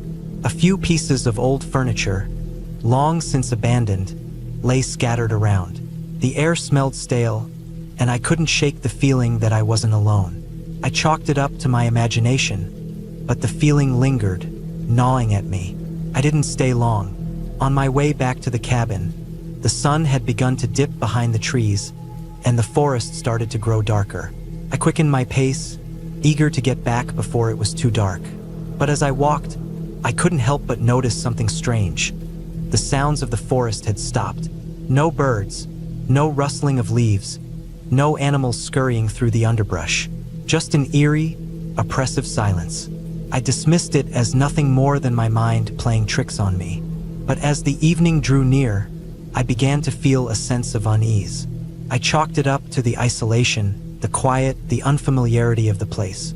I made it back to the cabin just as the last rays of daylight faded, and I quickly locked the door behind me. That night, I sat by the fire, trying to push away the odd feeling I couldn't quite shake. The wind picked up outside, causing the trees to sway and creak. I could hear the branches scraping against the walls of the cabin. The wind seemed to whisper, like it was trying to tell me something, but I brushed it off and settled down for the night. Around midnight, I was awoken by a loud bang from outside. It sounded like something heavy had struck the cabin. My heart jumped into my throat as I lay there, listening. The noise didn't come again, but I couldn't shake the feeling that something was wrong. I got out of bed and peered out the window, but I couldn't see anything in the dark. I stood there for a long time, staring out at the darkness. The forest was eerily quiet again. No wind, no rustling leaves, just silence. I decided to go outside to investigate, though I had no real reason to believe something was out there. I grabbed the flashlight and stepped onto the porch, the cold night air biting at my skin. The light from the flashlight barely cut through the thick darkness, but I scanned the area around the cabin, my pulse racing. Nothing seemed out of place. I checked the fire pit, making sure it was still out, then circled the cabin once before heading back inside. I locked the door behind me and sat down, trying to calm my nerves. I had no reason to be scared, but something about the place was starting to feel wrong. I forced myself to go back to bed, though sleep didn't come easily. Every creak of the cabin, every gust of wind, made me jump. I lay there wide awake, listening to the sounds of the night. Sometime around 3 a.m., I heard it again, a faint noise coming from outside. At first, I thought it was just the wind, but then it happened again. A low, scraping sound, like something moving against the cabin walls. My stomach tightened, and I felt a cold sweat break out on my skin. I grabbed the flashlight again and crept out of bed, my heart pounding in my chest. I stood by the window, shining the light across the yard. There was nothing there, just the trees swaying in the wind. But then I saw something that made my blood run cold. Just beyond the tree line, there was a figure, a man, or at least what looked like a man. He was standing perfectly still, just watching the cabin. I froze, unsure of what to do. My mind raced, trying to make sense of what I was seeing. Was it someone from the nearby town? A hunter? A lost hiker? Or something else? The figure didn't move, didn't acknowledge the light from the flashlight. He just stood there, facing the cabin, watching me. I quickly turned off the flashlight, hoping he hadn't seen me.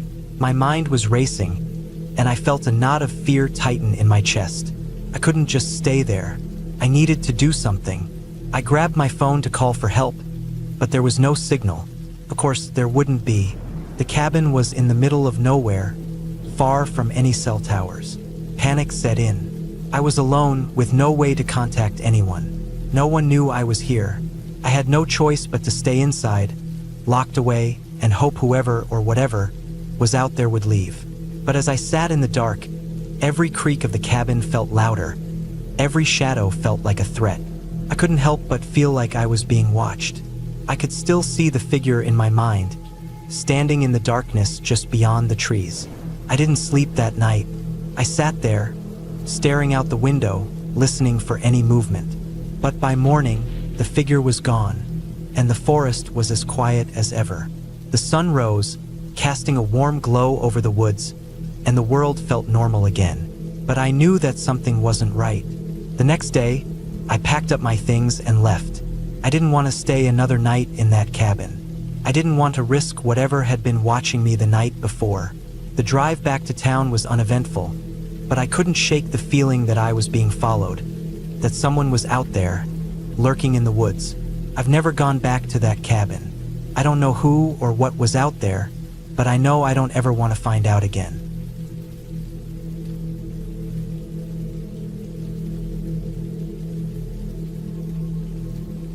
The wind was just starting to pick up as I pulled the car onto the narrow gravel road that led to the cabin. I had been looking forward to this weekend for weeks. A break from the city noise, work emails, and the constant buzz of life that never seemed to stop. The forest was thick on either side of the road, tall pine trees standing like silent guards under a heavy gray sky. It was early October, and the air smelled like wet leaves and damp earth. the kind of smell that makes you feel alive, but also a little uneasy, like something unseen was just waiting beyond the next tree. The cabin itself was nothing fancy. Built maybe 50 years ago, it was a simple wooden structure with peeling brown paint and a sagging porch. The windows were fogged from the inside, and the door creaked when I pushed it open. Inside, the air was stale but carried the faint scent of wood smoke from previous visitors. I dropped my bags on the floor, the sound echoing in the quiet space. There was a small living area with a couch that looked like it had seen better days, a rusted wood stove in the corner, and a tiny kitchen with a sink and an old stove covered in dust. I had come prepared for this trip. A cooler with food, some firewood stacked neatly outside, a flashlight, extra batteries, and a thick blanket I planned to wrap myself in once the night got cold. I had no real plan except to rest, maybe read a book, and enjoy the silence that had been so rare lately. The phone barely had any signal out here, and that was exactly what I wanted. After setting things up, I took a walk outside, stretching my legs along the narrow trail that led down to a small lake a few hundred yards away. The surface of the water was smooth like glass, reflecting the dull sky above. The trees stood close, their branches swaying with the wind, creating a soft rustling sound that mixed with the occasional call of a distant bird. The sun was low now, dipping behind the hills, and the cold started to creep under my jacket. I knew soon it would be dark, and the forest would change its face completely. I made my way back to the cabin as the last light faded. Inside, I started a fire in the stove. It was tricky at first. Wet wood doesn't catch easily, but eventually, a small flame caught, flickering and growing into a warm glow that filled the room with orange light. I sat on the couch, feeling the heat on my face, and took a deep breath. It was quiet except for the crackle of the fire and the occasional creak of the old wood settling. The night grew colder, and the wind outside picked up, making the trees sway violently. I thought about the stories I'd heard from people who had stayed in cabins like this one. How the forest at night wasn't like anything you could imagine during the day. How even the smallest noise could sound huge when it was dark and you were alone. I wasn't sure I believed it, but part of me was already on edge, alert to every sound. Around midnight, I heard something outside. First, I thought it was just the wind shaking the branches. But then, there was a low thud, like something heavy landing on the porch. I froze, listening. The sound came again, slower this time, deliberate. I grabbed the flashlight from the table and stood, heart pounding. I moved toward the door and looked outside, shining the beam into the dark. Nothing, just the empty porch, wet from the earlier rain, and the trees swaying in the wind. I stepped outside and scanned the area around the cabin. The flashlight cut a path through the dark, catching glimpses of rocks and fallen leaves, but no sign of anything living. My breath came out in white puffs, the cold biting at my face. I went back inside, locking the door carefully behind me. The fire had died down to glowing embers. I poured myself some water from the bottle and tried to settle back on the couch. But the noise outside hadn't stopped. Now it was more constant, a dragging sound, like something being pulled across the ground, mixed with soft thuds. I wanted to tell myself it was just an animal, maybe a deer or a raccoon moving through the brush, but the sound was too deliberate, too heavy. I grabbed my jacket and decided to check around the cabin. Maybe the wind had knocked something loose, or maybe an animal was stuck somewhere. I opened the door and stepped out again, flashlight in hand. The night was colder than before, and the wind pushed hard against me, making it difficult to walk steady. I circled the cabin slowly, shining the light into the shadows between the trees. The noise stopped. Nothing moved except the swaying branches. My mind raced with thoughts of wild animals. Bears, mountain lions, or worse, someone else out here with me. The thought sent a cold rush through my body. Back inside, I bolted the door again and double-checked the windows. The cabin felt smaller now, like it was closing in on me. I tried to focus on the fire, feeding it dry wood from my stack until it roared back to life. I sat as close as I could without burning myself, feeling the warmth chase away some of the fear. Hours passed. The noises outside came and went. Sometimes I thought I heard footsteps crunching on the gravel road, but every time I checked, nothing was there.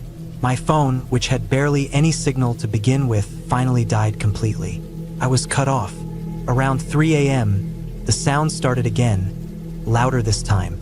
Heavy breathing, slow footsteps, the sound of something big moving just beyond the treeline. I stayed perfectly still, listening with every sense on high alert. The wind dropped suddenly, making the silence even more intense. Then I saw it, a shape moving between the trees, big, dark, and low to the ground. It wasn't an animal. It walked on two legs. My heart hammered in my chest as I realized someone was out there, watching, waiting. I didn't move. I didn't breathe. I just held the flashlight steady, aiming the beam at the spot where I saw the figure disappear behind the trees. The only sound was the fire crackling and my own ragged breathing. The minutes felt like hours. I kept the light on the trees, waiting. Eventually, the figure didn't come closer.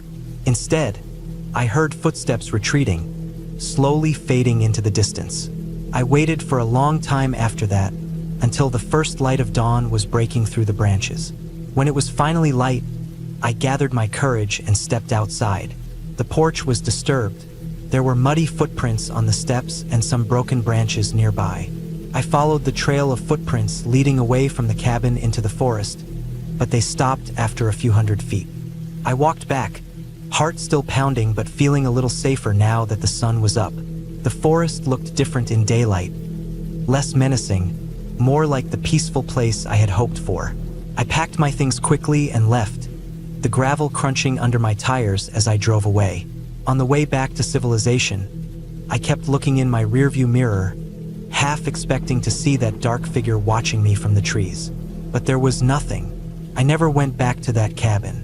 The thought of what could have been out there, waiting in the dark, stayed with me for a long time after. The forest might be beautiful in the day, but at night, it holds its own kind of danger. And sometimes, the scariest thing isn't a ghost or a legend. It's the real, silent fear of being alone with something unknown just beyond the shadows.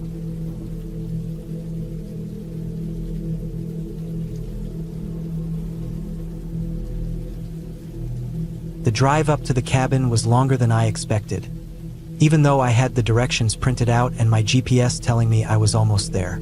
The road turned from paved to gravel, then narrowed to a rough dirt path winding through thick woods. The sun was sinking low behind the trees, casting long shadows that made the forest look like it was swallowing the road whole. I had to keep my speed low because the path was full of potholes and loose rocks.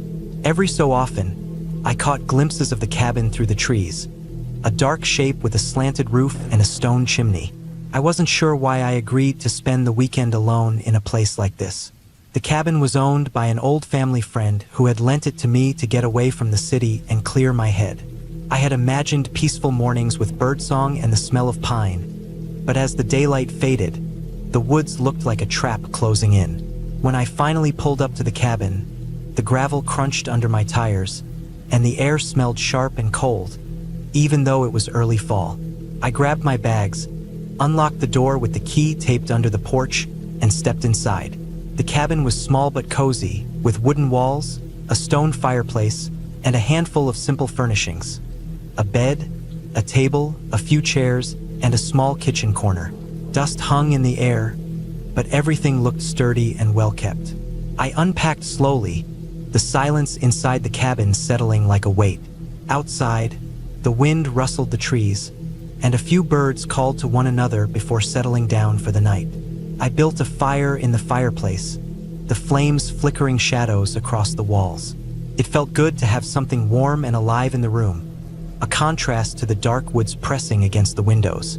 After dinner, a can of beans heated over the stove. I sat by the fire, staring into the flames. The quiet was almost too much. No cars, no voices, no distant hum of civilization. Just the crackling of the fire and the occasional creak of the old wood settling. I kept glancing at the windows, half expecting to see a figure standing out there in the darkness. But there was nothing. I tried to read a book, but my eyes kept wandering to the window. The forest looked so black, so deep. The tall trees lined up close to the cabin, their branches swaying and casting strange, shifting patterns in the firelight. I felt a chill that had nothing to do with the temperature. I went to bed early, thinking the exhaustion from the long drive would help me sleep. The bed creaked under me as I lay down, the quilt rough but warm. Outside, the wind had picked up. I heard it whistle through the trees, and the branches tapped against the window like fingers scratching at the glass. The sounds were ordinary but unnerving in the empty quiet. Somewhere in the night, I woke up. The fire had died down to embers, and the room was dark except for the faint light from the moon through the window. I thought I heard a noise outside, a low thud, like something heavy hitting the ground. I held my breath, listening. The wind died for a moment, and I thought I heard breathing, slow, steady, not mine. My heart jumped. I forced myself to get up, grabbing the flashlight I had set on the table. I stepped outside onto the porch, the cold air biting my skin. The woods were quiet again, but the beam of my flashlight caught something at the edge of the clearing, a large, dark shape moving quickly between the trees. I blinked, but it was gone. My mind raced. Could have been a deer or a bear, but the shape was too big and it moved too fast. Maybe a wild animal had wandered close. The thought should have been enough to calm me, but the silence after the noise pressed down on me harder. I went back inside, bolted the door, and pulled the curtains closed. I kept the flashlight near the bed and lay awake, listening to the house creak and the wind moan. My eyes stayed wide open until dawn. The next morning, the sun was bright and the forest looked peaceful again. I stepped outside, feeling the chill of the fresh air. I walked around the clearing, shining the flashlight into the shadows where I had seen the movement. There were no tracks, no broken branches, nothing to explain the noise. It was as if whatever had been there left no trace. I tried to shake off the feeling as I went about my day, chopping firewood, gathering water from the small creek nearby, and fixing a few loose boards on the porch. I noticed that the woods were quieter than I expected. No birds singing, no squirrels scampering. It was strange, but I told myself it was just the early hour. That night, the wind was stronger. The branches scratched against the cabin like nails on a chalkboard. The noises outside were louder. Something moved in the underbrush, snapping twigs and shifting leaves. I could hear heavy footsteps circling the cabin, slow and deliberate. I sat by the fire, the flames barely keeping the cold away. Every now and then, I heard the footsteps stop, and the silence that followed was worse than the noise. My mind pictured eyes watching from the darkness, just beyond the reach of the firelight. I wanted to believe it was an animal, but the footsteps were too measured, too cautious, like someone trying not to be seen. I checked all the doors and windows again. Everything was locked tight, but the feeling of being watched clung to me like a shadow. Sleep came in fits. Every time I drifted off, the sound of footsteps or a branch breaking jolted me awake. I kept the flashlight close, the batteries fresh. I thought about leaving, but the road was muddy from recent rains, and my phone had no signal. I was stuck here until morning. On the third night, the noises got worse. There was a scraping at the back door, slow and soft, like something trying to pry it open without making too much noise. I grabbed my pocket knife, a small but sharp blade I always carried, and crept toward the door. The wind howled outside, and rain began to fall, tapping rhythmically on the roof. I pressed my ear against the door. The scraping stopped. For a long minute, there was only the sound of rain and wind. Then, a low grunt came from outside. It was close, too close. I swallowed hard, my heart pounding in my chest. I turned the knob. The door was locked tight, but the wood around the frame was splintered. The paint chipped and scratched as if something had tried to force its way in. I looked down and saw deep marks in the dirt. Large footprints, heavy and uneven. Panic rose in me, but I forced myself to think. Who or what would be out here? There were no houses nearby, no hunters or campers that I knew of. I grabbed the flashlight and knife and stepped outside into the rain. The woods were darker than ever, the rain soaking through my jacket. I shone the flashlight around, catching glimpses of movement in the trees. Something large moved just beyond the beam. I raised the knife and called out, my voice shaking. No answer. I backed toward the cabin, trying to keep my eyes on the shadows. Suddenly, a figure stepped out from behind a tree. It was a man, dirty and soaked, wearing ragged clothes. His eyes were wild, and his face was streaked with mud. He didn't say anything, just stared. I froze for a second, then stepped back inside the cabin and slammed the door. My hands trembled as I locked it again. The man's footsteps circled the cabin, slow and heavy. I could hear him breathing hard, muttering under his breath. I sat down by the fire, knife in hand, and waited for dawn. When the first light came, the man was gone. I stepped outside carefully and checked the perimeter. There were footprints everywhere, some fresh, some older, but no sign of the man himself. I packed my things quickly, loaded the car, and didn't look back as I drove down the dirt road. The cabin disappeared behind me, swallowed by the trees. I didn't call anyone, didn't tell anyone what happened. I just needed to be somewhere safe with people around. The forest was beautiful in the daylight, but at night, it held secrets I didn't want to find again.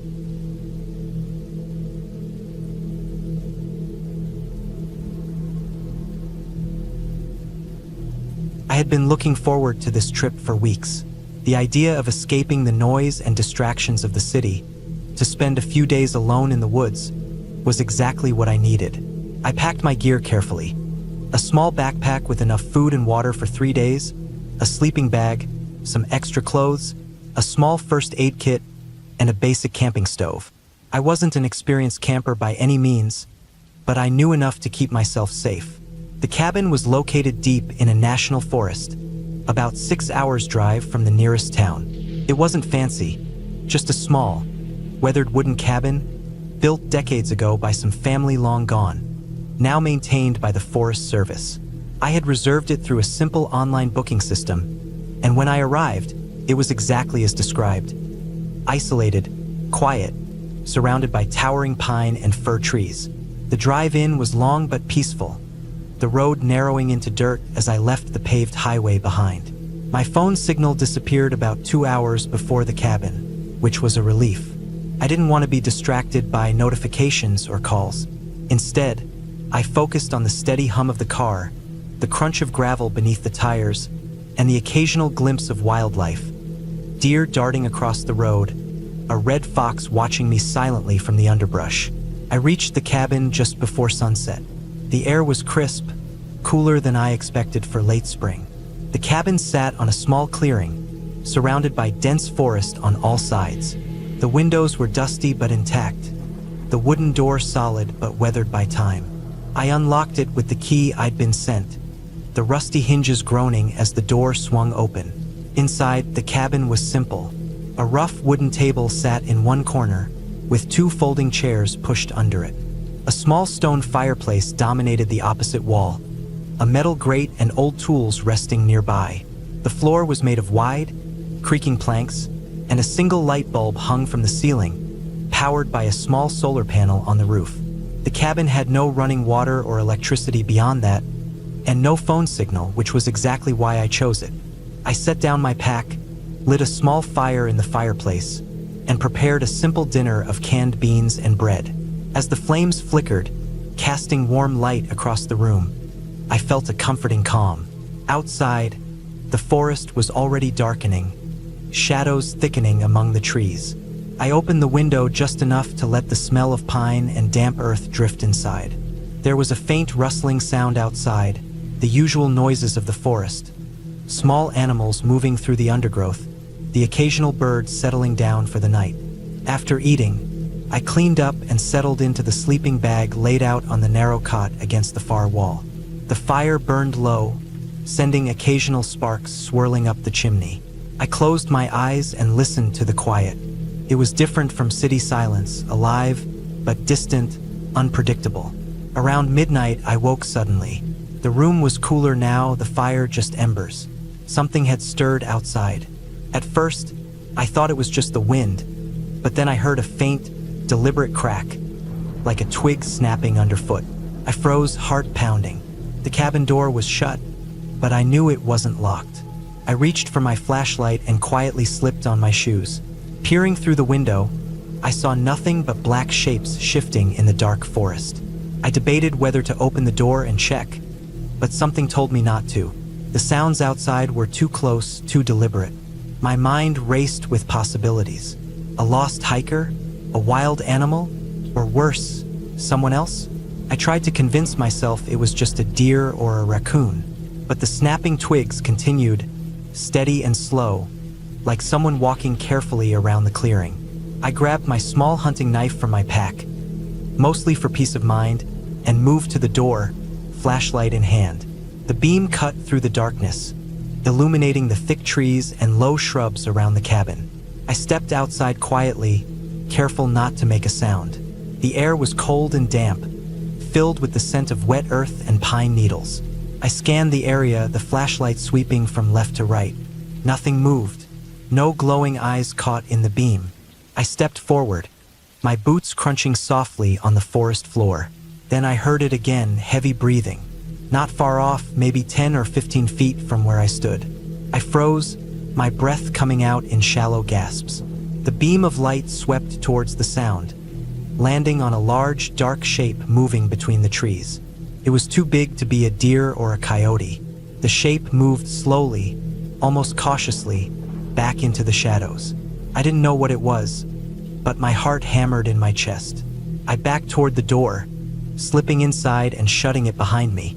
I locked it this time, pressing my back against it as I tried to steady my breathing. The heavy breathing stopped. Outside, the forest returned to its normal sounds. Leaves rustling, distant owl calls, the occasional snap of a branch. I sat on the floor near the door, holding the knife, flashlight resting on the table, waiting for dawn. Every minute stretched like an hour. I thought about the isolation, about how far I was from help, about how unprepared I might be if someone or something decided to come closer. Eventually, the sky lightened, a faint glow filtering through the window. The birds began their morning chorus, and the forest seemed to breathe again. I felt some relief, but I didn't sleep. I spent the next day exploring the area cautiously. The woods were beautiful but eerie in their silence. I found old logging trails and a nearby creek, clear and cold. I stayed near the cabin mostly, keeping the fire going and checking the locks on the doors and windows. That night, the noises returned, but this time there were more of them. Scraping, heavy footsteps, and again, that breathing. I stayed inside, alert and tense. When dawn came, I packed up quickly. I couldn't stay another night. Driving back, my mind replayed the sounds, the dark shapes, the heavy breathing. I wondered what had been out there. A bear? Possibly. But bears usually make noise, and their breath doesn't sound like deliberate breathing close to the door. I thought about other people, hunters, campers, or something else. The forest was full of secrets, some better left alone. Back in town, I reported the strange noises to the Forest Service. They told me it could have been a bear or a wild boar, but also said they had no recent reports of anyone else in that area. They promised to check, but I didn't expect any clear answers. In the weeks after, I avoided the forest, sticking to safer places. But sometimes, when the night is quiet, I still hear that slow, deliberate breathing in my mind, and I wonder if next time, it might not just be an animal out there.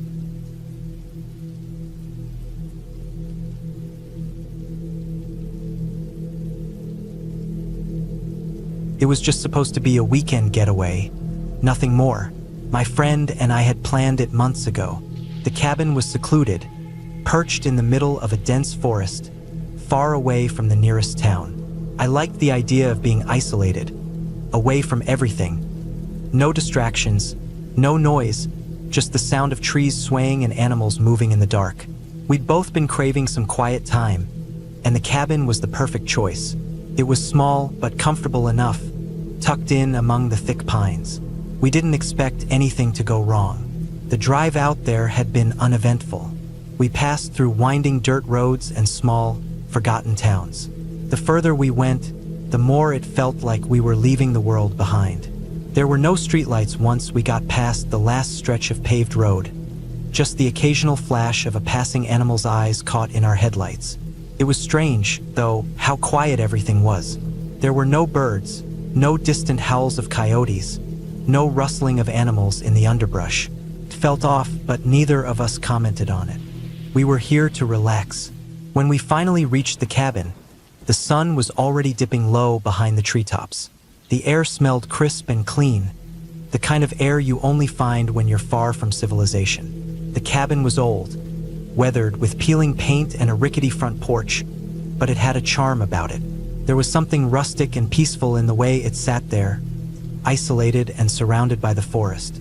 We settled in quickly. The first night was quiet. We built a fire, cooked some simple food, and talked as the evening faded. When it got dark, we headed inside, the warmth from the fire still lingering in our clothes. The night passed uneventfully, the only sounds being the occasional crackle from the fireplace and the rustling of the wind outside. But the next day, things started to feel different. I woke up early, not from a noise or anything, but because something just felt wrong. It wasn't an immediate sense of danger, just a general unease.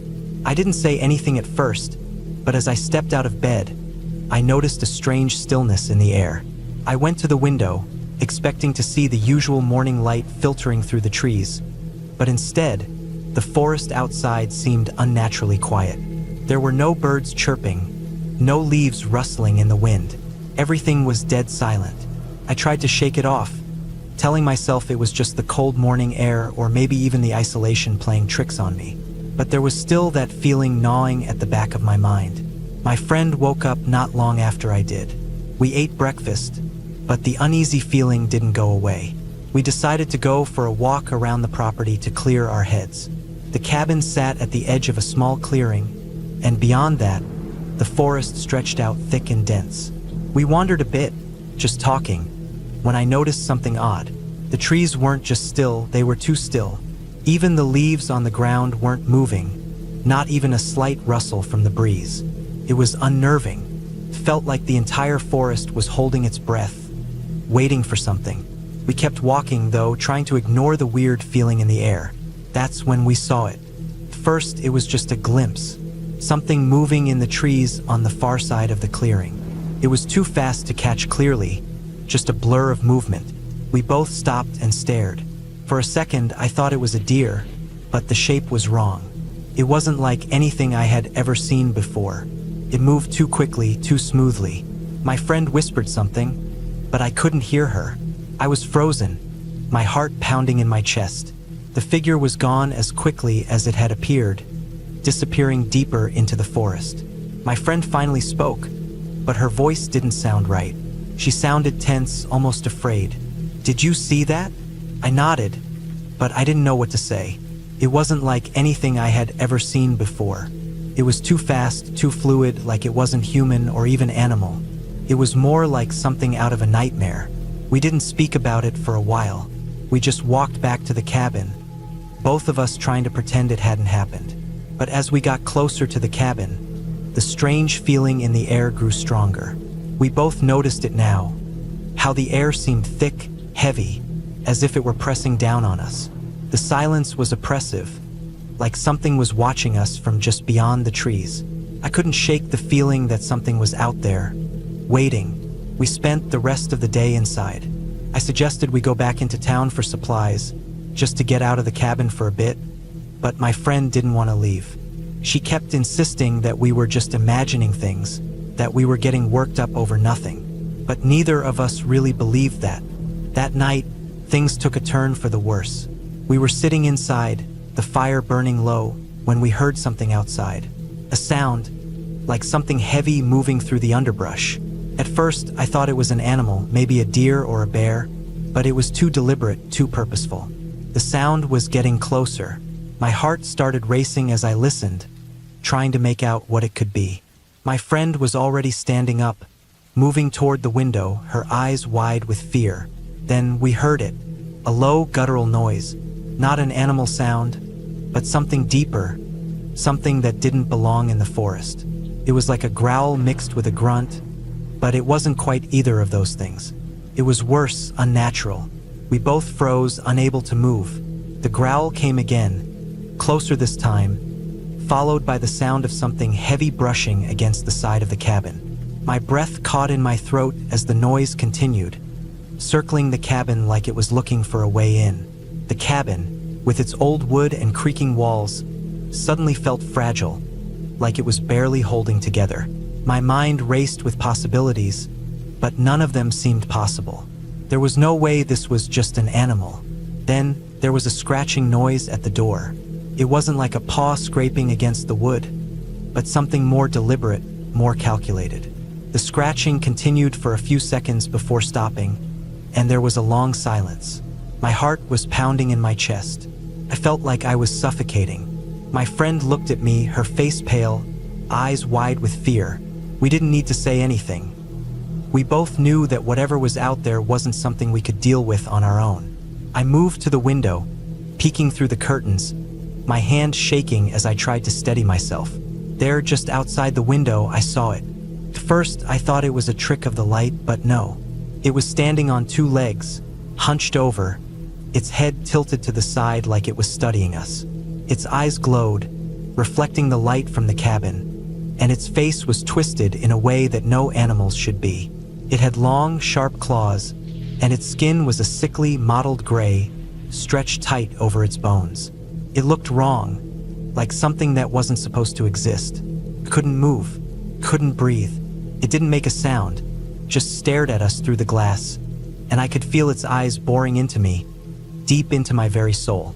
The creature was waiting. Suddenly, it moved. It wasn't fast, but its movements were fluid, unnatural, as it shifted in and out of the shadows. I backed away from the window, terrified that it might be able to see me through the gaps in the curtains. The silence was deafening, and my heart was pounding so hard I thought it might explode. We had no choice. We couldn't stay there. We couldn't wait for whatever it was to get inside. I grabbed my phone, my hands trembling as I dialed the number for help, but there was no signal. Of course, there wouldn't be. We were miles from the nearest road, surrounded by miles of trees. "Do you have a weapon?" my friend asked, her voice barely above a whisper. I shook my head. The cabin was old and poorly equipped. There was nothing we could use to defend ourselves. The scratching came again, louder this time, at the door. It was trying to get in. We had to leave. We had to do something. We grabbed what little we could, our phones, a flashlight, a few supplies, and we bolted out the back door, running into the dark woods, not looking back. The creature didn't follow immediately, but I knew it was out there, watching, waiting. The forest was dense, and every step seemed to echo through the trees, but we kept running. We didn't stop. We couldn't. We ran for what felt like hours, not knowing if we were going in the right direction, not caring. We only knew one thing: we had to get away from the cabin, away from whatever that thing was. We finally stumbled across a trail, one that led us back to the main road. My legs were burning, my breath ragged, but we didn't stop. It wasn't until we reached the road that we finally slowed down, panting, exhausted, and scared out of our minds. We couldn't see anything behind us, but we knew we had to get out of there. We flagged down a passing car, and when it stopped, we didn't care who was inside. We piled in and begged them to take us to town. We never went back to that cabin. We never spoke of what happened, but I know what I saw. And whatever it was waiting for us to make a mistake, to slip up. I don't know what it wanted, but I'll never forget those eyes that saw right through me, like I wasn't even there. That thing is out there.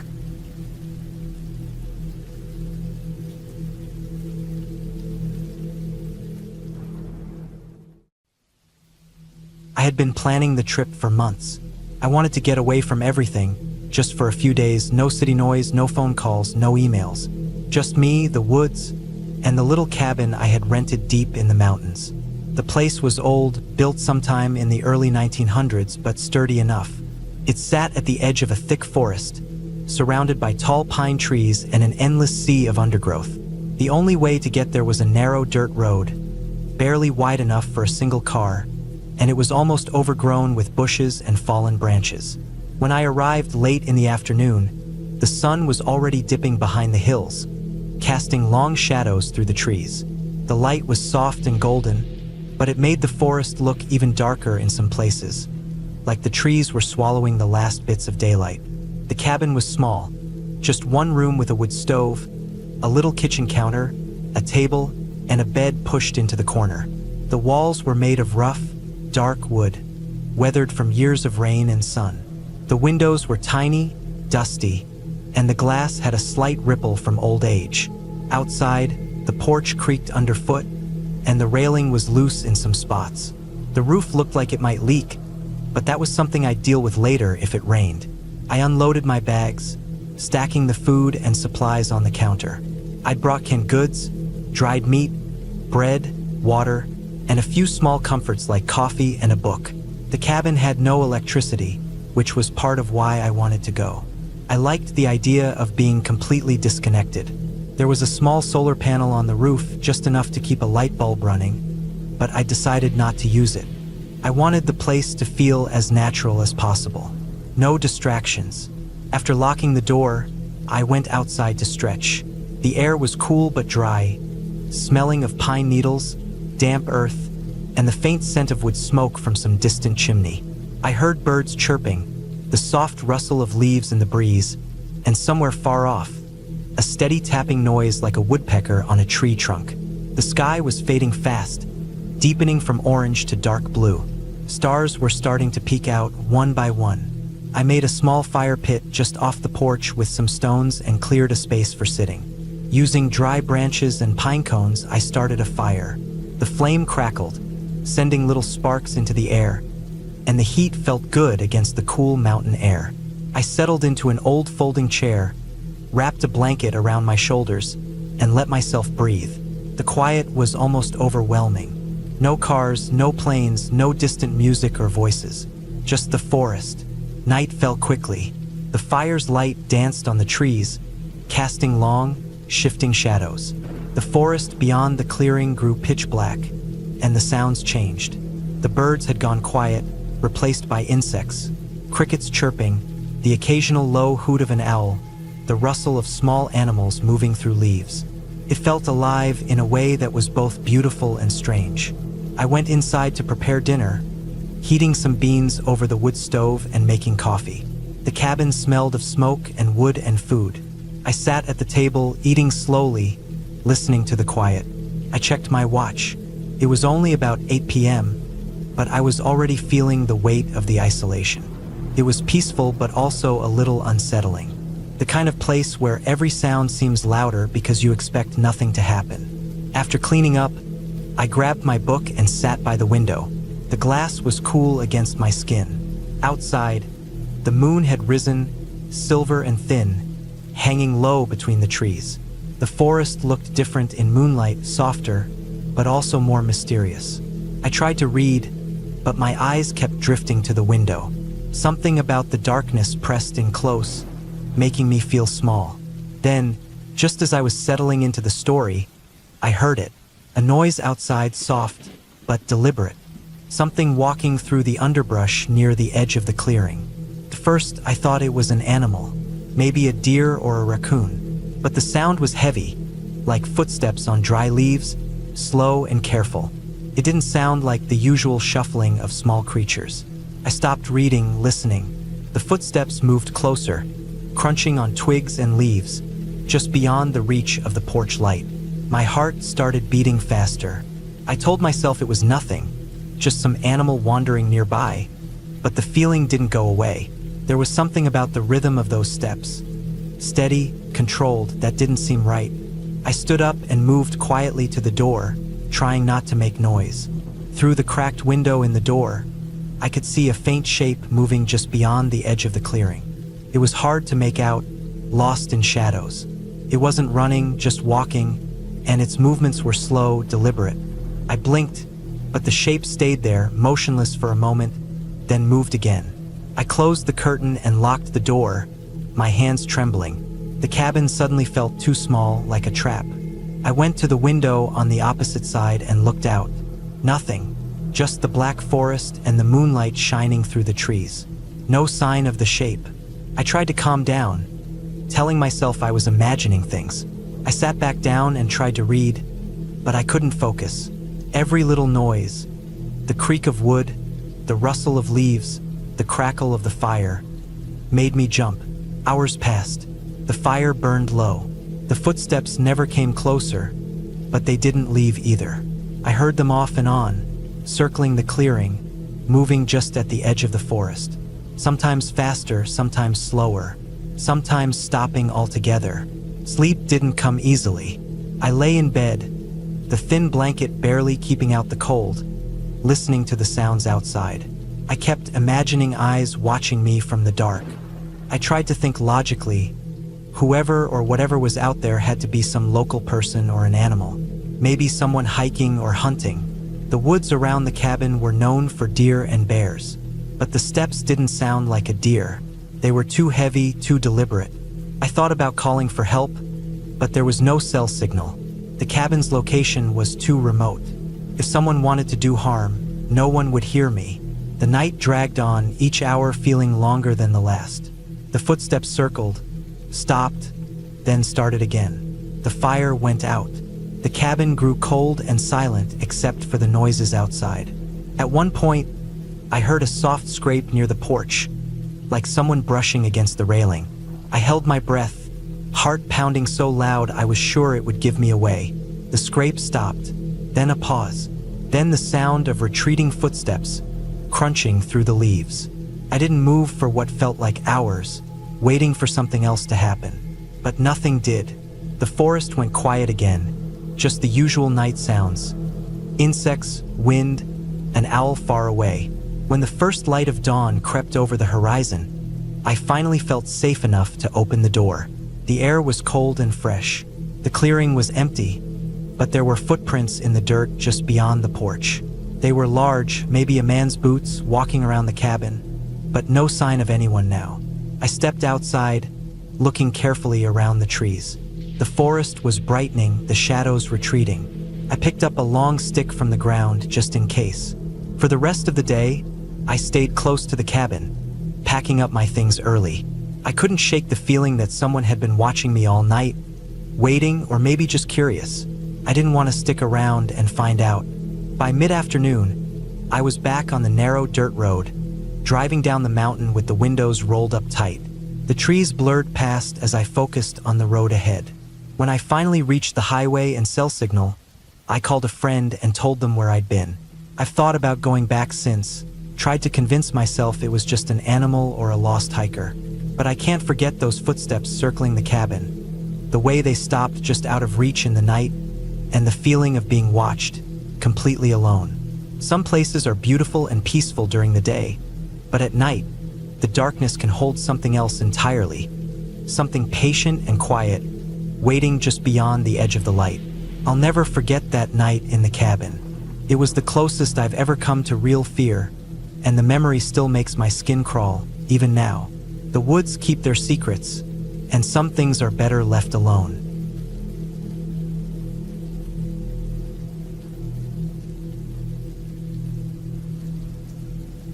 The first thing I remember is the smell. The dry, piney smell of the forest pressed against the cabin's small windows, mixed with the faint smoke from the fire pit outside. It was early evening when I arrived. The sun still low but starting to dip behind the thick rows of fir and spruce that surrounded the clearing where the cabin sat. I'd chosen this place precisely because it was isolated, miles from any town or even a proper road, accessible only by a narrow dirt trail barely wide enough for a truck. The kind of place you go when you want to disappear for a while. I didn't want company or noise, just the quiet and the trees. The cabin itself was older, weathered wood that had faded from dark brown to a soft gray. The roof sagged a bit in one corner, and moss had started to grow along the edges of the porch. It looked like it hadn't been used in years. There was no electricity, just a rusted propane tank hooked up to a small stove inside. I brought along a lantern and plenty of batteries, plus a pack of bottled water and some food. No cell signal, no internet, just me and the wilderness. After parking the truck and unloading my backpack, I stepped onto the porch and pushed open the creaky door. Inside, it was cool and smelled like old wood and dust. The air was thick and still, the kind of silence that feels heavy, almost physical. The cabin had a single main room with a small kitchenette, a wood stove in the corner, and a narrow staircase leading to a loft. The loft was empty except for a thin mattress rolled up in one corner. There was a single window, dusty and streaked, looking out over the trees. I set down my gear, lit the stove, and built a small fire with the kindling I'd brought. The flame crackled and sent flickering shadows dancing across the walls. I boiled water for coffee, then sat on the edge of the mattress with my mug, watching the light fade outside. The forest was dark now, the trees standing tall like silent sentinels. The only sounds were the occasional rustle of leaves and the distant call of a bird settling in for the night. I had planned this trip to clear my head. Work had been draining, people had been draining, and the endless noise of the city felt suffocating. Here I thought I could breathe, I could think. I could be alone with nothing but the trees and the stars. But the night settled in differently than I expected.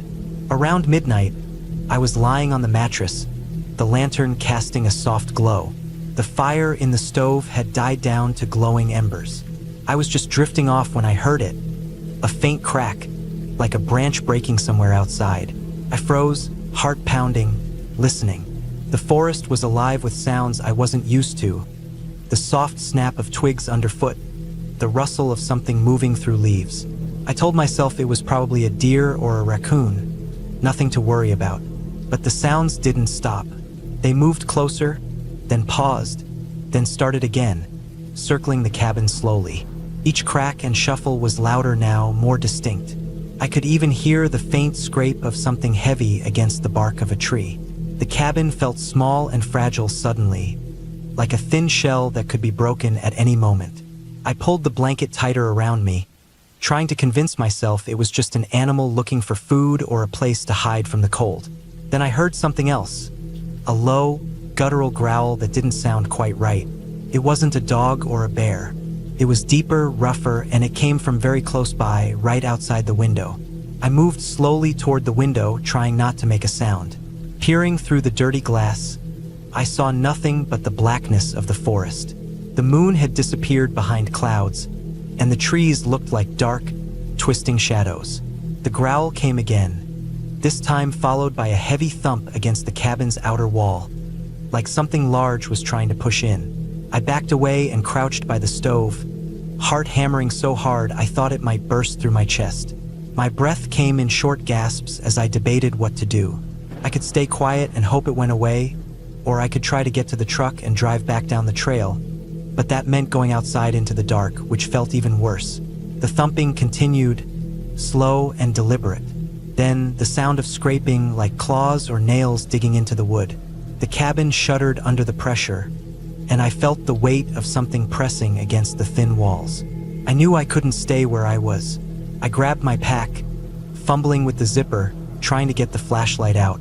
The beam cut through the dark like a knife as I opened the door. Cold air hit me like a wall, sharp and biting. The forest was silent now, the growling gone. I stepped outside, scanning the edges of the clearing. The trees were still, but the ground was disturbed. Broken branches, deep footprints in the soft earth.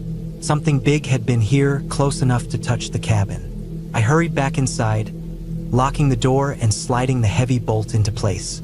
My hands shook so badly I could barely light the lantern again.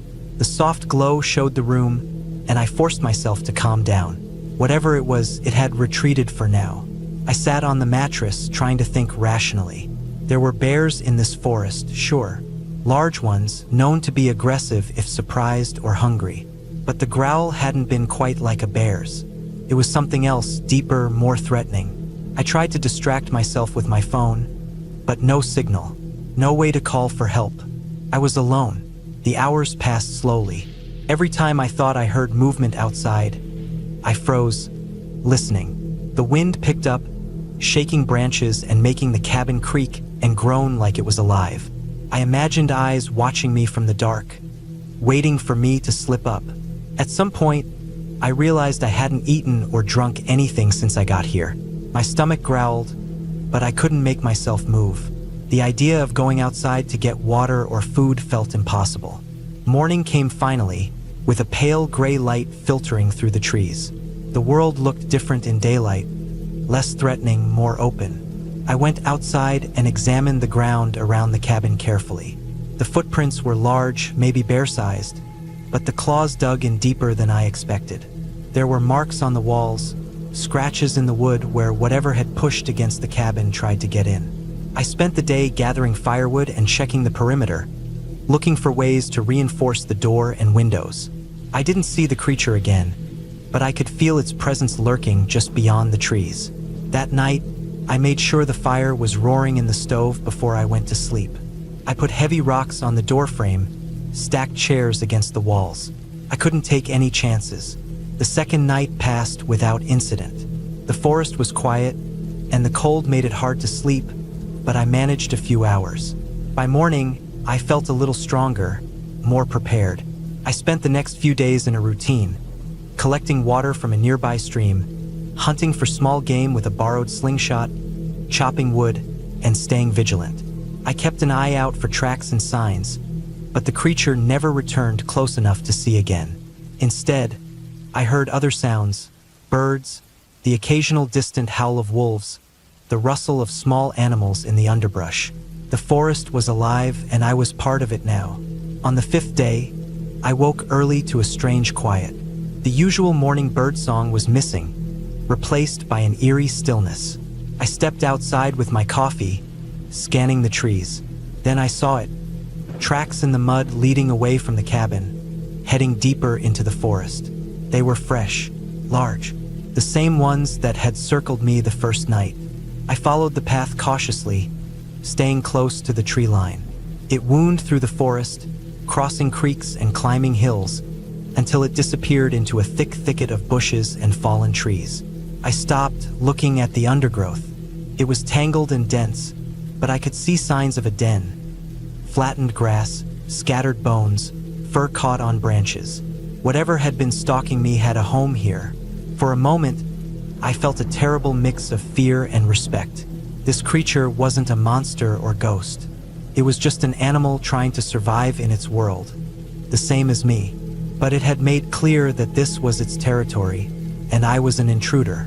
That night, I packed up my things. I wasn't going to risk staying any longer. The cabin had been a refuge and a trap, a place where I had come to find peace but found fear instead. I locked the door behind me and walked down the dirt trail to my truck. The engine roared to life, and I drove away from the forest, the sun rising behind me. The trees faded into the distance, and with them, the shadow of what had haunted those nights. The experience stayed with me, a reminder of how small we are in the wild and how careful we must be when we step into a world that isn't ours. The cabin was still out there, waiting for the next visitor, but I knew I wouldn't be back anytime soon. Sometimes the scariest things aren't ghosts or legends. They're real, they're wild and unpredictable, and they remind us that nature is not a place to conquer, but a place to respect.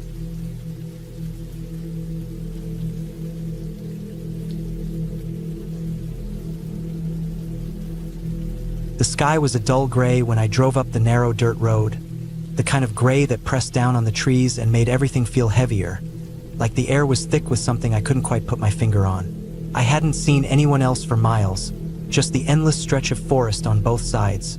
Tall pines standing straight and proud, their needles whispering faintly in the light breeze. The cabin came into view just as the first drops of rain started falling, slow and cold, making the dirt road turn to a slippery mess of mud.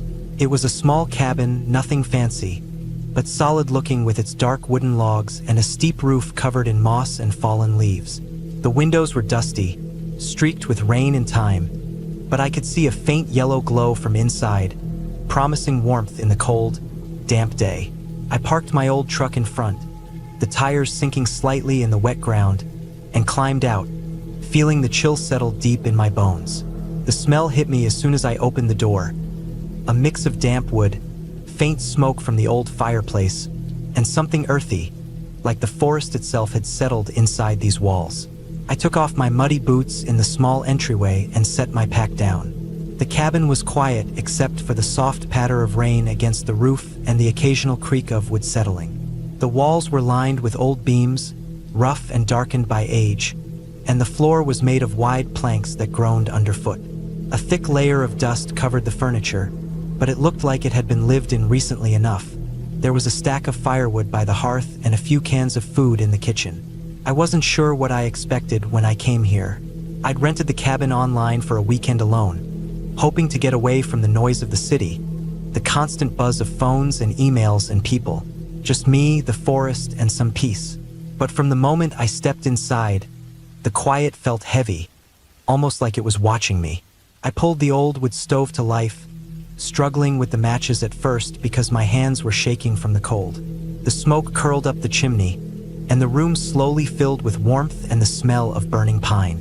Outside, the rain picked up, drumming harder against the roof, making the cabin feel even smaller and more sealed off.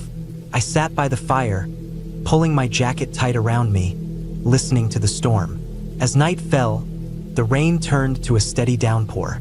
The windows fogged up, blurring the trees outside into dark shadows.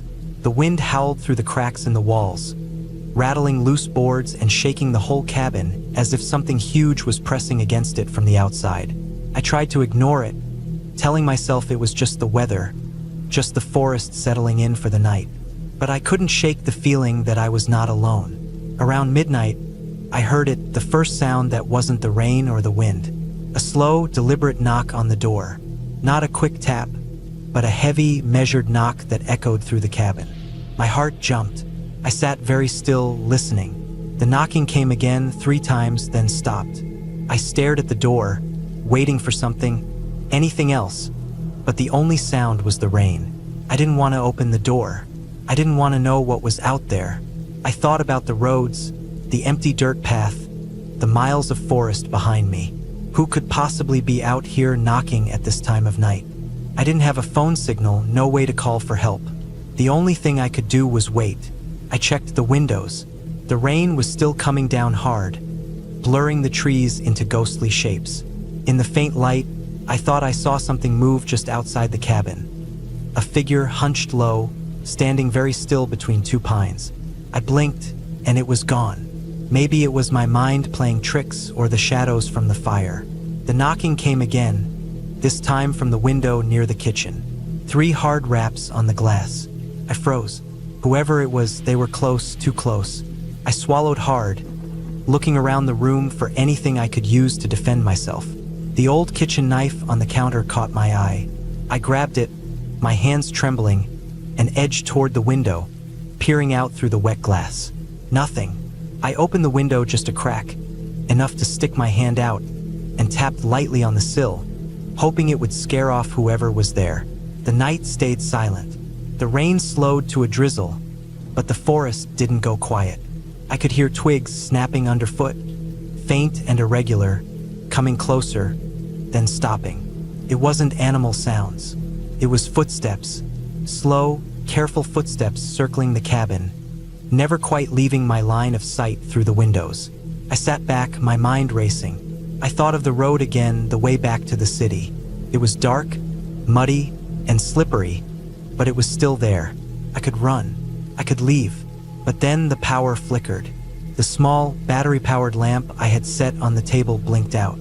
The fire sputtered in the stove, casting long shadows across the room. The cabin plunged into darkness except for the faint gray glow from outside. The footsteps stopped. I waited, heart hammering, breathing shallow. A single soft scrape came from the door, like something being dragged across the wood. Then silence. I thought about the knife in my hand. Felt small, useless, but it was all I had. Suddenly, the door handle rattled, slow and deliberate, like someone was testing if it was locked. The old latch held firm, but the sound sent a cold wave through me. Whoever was out there was trying to get in. I gripped the knife tighter and stepped back, my back hitting the wall. The door shook as if someone tried to push it open, heavy and forceful. I wanted to scream, to run, to do anything, but I stayed still, listening to the pounding rain and the desperate scratching at the door. Then it stopped. The forest returned to its eerie silence, broken only by the rain. I waited for what felt like hours, too scared to move, until the first light of dawn began to filter weakly through the windows. I opened the door slowly, knife still in hand, and stepped outside into the muddy ground. The forest looked peaceful in the daylight, but the soft prints in the mud around the cabin told a different story. Footprints, big and heavy, circling the cabin all night, disappearing into the trees toward the road. I packed up quickly, my hands shaking less now that the sun was out. The forest seemed less oppressive, but I kept my eyes open, scanning the trees as I walked back to my truck. The road was muddy and slick, but I didn't care. I didn't look back once. Driving away, I realized I didn't want to come back. That cabin wasn't a retreat. It was a trap. The forest held secrets, and that night, I caught a glimpse of them. Whatever had been out there wasn't a ghost or some fairy tale. It was real, it was patient, and it was watching. I still don't know what it was, but I know it's waiting for the next person who thinks the forest will give them peace. Doesn't. Not really.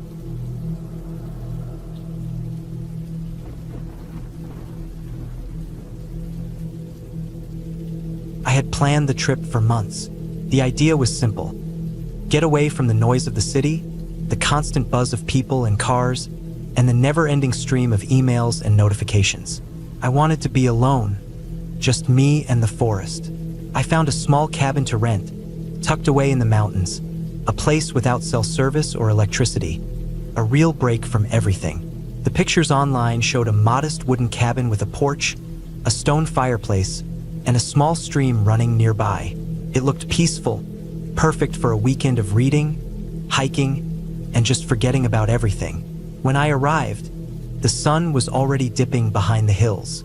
The road up to the cabin was a narrow dirt track lined with tall pines, their thick branches blocking most of the light. The air smelled of pine needles and damp earth, fresh and sharp in a way I hadn't breathed in a long time. I parked the car near the cabin and unloaded my bags. The cabin was smaller than I expected, but it had a charm to it. Weathered wood, a metal roof with a few patches of rust, and windows with thin curtains that fluttered slightly in the breeze. Inside, the place was simple and clean.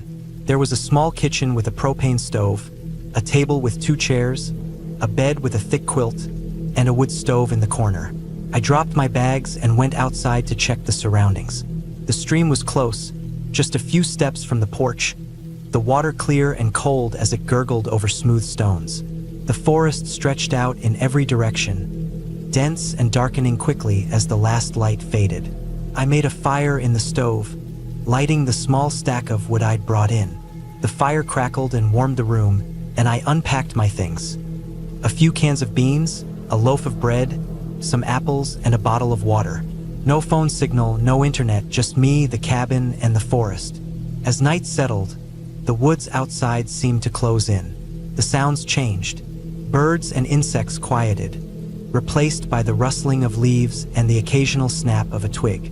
I felt a strange mix of calm and unease, the kind that creeps up slowly when you're in a place so quiet that every little noise feels louder. I tried to read, but my eyes kept drifting to the window. Outside, the moon was rising, casting silvery light that barely reached through the trees. I lay in bed, listening to the night. The wind shifted, carrying new sounds. Something heavy moving through the underbrush, slow and deliberate. It wasn't the quick scurrying of small animals. This was bigger. My mind tried to reason it away. Maybe a deer or a bear passing by, but the sound didn't feel right. It stopped suddenly. Then I heard a low thud against the side of the cabin, like something hitting the wall. I sat up, heart pounding. I told myself it was probably a branch knocked loose by the wind. But the sound came again, softer this time. Then again. Something was out there, close. I grabbed the flashlight from the table and stepped onto the porch. The beam cut through the darkness, slicing a narrow path into the shadows. I scanned the area slowly. Nothing. The trees stood still, their branches whispering in the breeze. The stream bubbled quietly nearby. Then I saw it. A dark shape slipping behind a tree just beyond the edge of the clearing. It was too large for a deer, too low for a bear. My breath caught. I moved closer to the edge of the porch, trying to get a better look.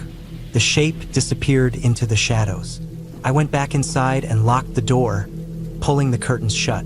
The cabin suddenly felt small and fragile, like a thin shell against the vast darkness outside. I kept the flashlight nearby and sat next to the stove, waiting for dawn. Sleep didn't come easily. Every little sound, the creak of the wood, the tapping of branches, the rustle of leaves, made me jump. I kept imagining footsteps around the cabin, or eyes watching me from the trees. When I finally drifted off, it was light outside. Morning brought relief. The sun filtered through the trees, casting warm patches of light on the forest floor. I stepped outside and looked around carefully. No signs of anyone or anything unusual. The thuds from the night before might have been a branch after all. I planned to hike today, so I packed my bag and headed down the path that led deeper into the woods.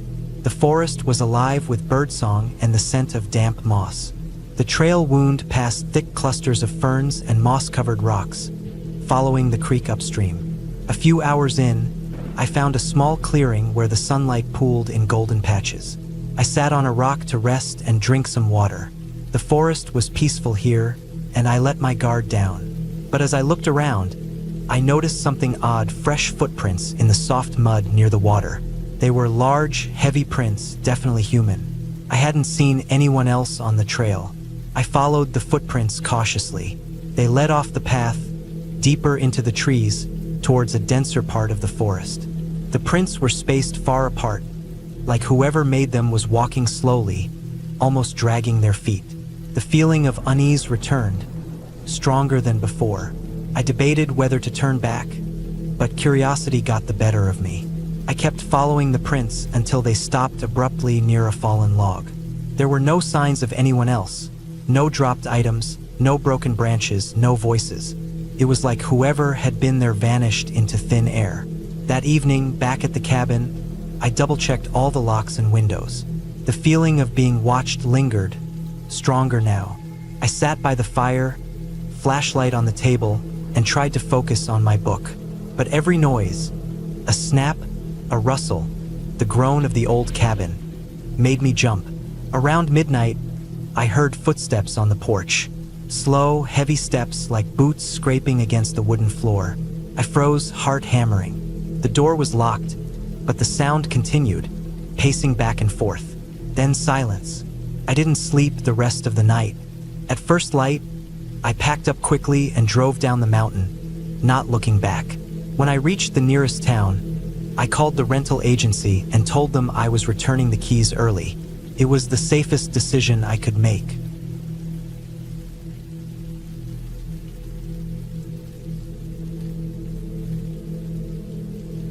I had been looking forward to this weekend for months. After working nonstop for weeks, I finally booked a small cabin tucked away in the woods about 3 hours from the city. It was the kind of place you could only reach by a narrow dirt road, surrounded by dense trees that stretched up to the sky like silent sentinels. No cell service, no internet, just the sound of the wind through the leaves and maybe the distant call of a bird or animal. I arrived just before sunset. The air was crisp and smelled like pine and wet earth from a recent rain. The cabin itself was a simple wooden structure, not fancy at all but solid and warm-looking. A small porch wrapped around the front, with a couple of chairs that looked like they hadn't been used in a while. The windows were dusty, and the door creaked as I pushed it open. Inside, the place was empty except for a rough wooden table, a small stove, and a bed pushed into one corner with a thin, faded blanket on it. I set down my bag and took a moment to listen. The forest was quiet but alive. Branches shifted gently outside, and far off, something rustled through the underbrush. It felt peaceful, but also like the kind of quiet that made you notice every little sound more than usual. I built a fire in the small stone fireplace, the dry wood catching flame quickly and filling the room with a warm orange glow. The cabin was dark outside now, the last bits of light disappearing behind the trees. I sat on the porch, wrapped in my jacket, watching the black shapes of the forest move in the dark. I knew I'd be alone here for 2 nights. That thought felt good at first, but as the stars blinked out one by one overhead, a slow unease crept in. The silence felt heavier, like the forest was holding its breath. Inside, the fire crackled, throwing shadows on the walls. I ate a simple dinner I'd brought, a sandwich and some fruit, and cleaned up. I was trying to shake off the feeling that something was just off. It wasn't any one thing, just a general sense that I wasn't alone. Around 10 p.m., I heard a sound outside, a faint snapping of a branch, like something heavy moving through the trees. I froze and listened. The wind was still now, so the noise was clear. Footsteps, slow and deliberate. I told myself it was probably a deer or maybe a raccoon, but the sound was too heavy for something small. I checked the door lock. It was secure, but I didn't want to open it. Instead, I pulled the curtains shut and tried to focus on a book I had brought. The words blurred as my mind raced. Every creak in the cabin, every groan of the woods settling, sounded like footsteps getting closer. I didn't sleep much that night. Every time I closed my eyes, I imagined shapes moving just beyond the window, just out of sight. In the morning, I found the footprints. Large, muddy prints pressed into the soft ground near the porch. Not deer or raccoon, too big and definitely human. They circled the cabin and disappeared into the trees. I debated what to do. There was no way to call for help, and the nearest neighbor was miles away. I packed up some things, grabbed my flashlight and knife, just in case, and planned to stay alert. The day passed slowly. I kept checking outside, looking for movement. The forest seemed quieter, but the weight of those footprints hung in the back of my mind. Around late afternoon, I decided to explore a little. The dirt road leading back to the main highway was maybe a mile or two away, but I wanted to make sure I knew the way in case I needed to leave quickly. The forest here was thick with pine and oak, and the ground was soft and covered with fallen leaves and needles. As I walked, I noticed more footprints, some fresh, some older, leading in the same direction. They weren't spaced like someone walking casually, but like someone moving cautiously or stalking. The thought made my heart pound, but I told myself to stay calm. Maybe someone else was out here too, camping or hiking. Maybe I could find them. I walked about a mile, following the trail, until I reached a small clearing with an old fire pit ringed with stones. It looked like someone had camped here recently. There was a half-burned log and some scattered trash. That was when I heard the sound again. Low, rough breathing coming from the trees on the edge of the clearing. I froze, holding my breath, trying to see where it was coming from. Nothing moved, but the sound continued, steady and close, like someone watching me. I didn't wait to find out more. I turned and hurried back toward the cabin as fast as I could without running, stepping over roots and rocks, barely breathing. By the time I reached the cabin, the sun was dipping low. I bolted inside, locked the door, and pushed the heavy table against it. I checked all the windows and covered them with blankets, hoping to block any view inside. That night was worse. The sounds came again. Snapping branches, heavy breathing, and something else. A low, guttural noise that sounded almost like a growl, but not quite. It echoed around the cabin, surrounding me. I stayed in the corner near the fire, clutching my knife, listening as the night stretched on endlessly. Every time I thought it had stopped, the noises came back, closer and closer. At one point, I heard something bang hard against the door. The whole cabin shook. I pressed myself against the wall, heart hammering, breathing shallow. The banging stopped suddenly, replaced by silence. Then footsteps retreating into the woods. I stayed awake until the sky began to lighten, afraid to fall asleep. In the morning, I found the door badly scratched, deep marks gouged into the wood. I checked the perimeter of the cabin carefully, but no sign of anyone. The footprints I found before had disappeared. I knew I couldn't stay another night. I packed everything quickly, loaded my car, and locked the cabin door behind me. As I drove away, the forest seemed calm again, almost peaceful. But I never forgot those nights. The heavy footsteps in the dark, the growls that weren't quite animal, the way the silence felt when someone was watching you. That cabin was never just a quiet retreat. It was a reminder that sometimes, in the middle of nowhere, you aren't as alone as you think.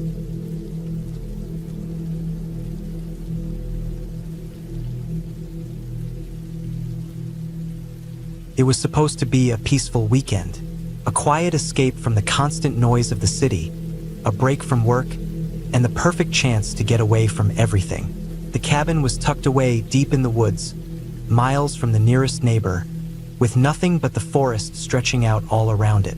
Just me and a couple of old friends, all eager to reconnect and relax for a few days. The drive up had been long but scenic. We passed rolling hills and quiet, winding roads that seemed to get narrower with every turn, until we finally reached the cabin. It was a small, rustic place, with peeling wood on the outside and a steep, pitched roof that looked like something out of an old postcard. The kind of place you'd expect to see in a horror movie, but not in the kind of way that makes you run in fear. It was charming in a way, like a forgotten piece of the past. We were ready for the weekend. After unloading our gear, we all took a moment to appreciate the quiet. The only sound was the rustling of the leaves and the occasional bird call in the distance. It was perfect, almost too perfect, but we were all so eager to be away from the chaos of everyday life that we didn't think much about it. The first night passed without incident. We ate a simple meal of grilled food over an open fire, shared some drinks, and swapped old stories from our high school days.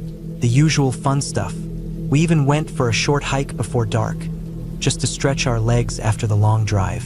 The sun set early, and by the time we got back to the cabin, the forest had already swallowed the light, leaving only the glow of the fire to keep us company. The second night was different, though. That's when things started to feel off. It started with the quiet. The fire crackled, and the wind blew through the trees, but something about the stillness felt unnatural.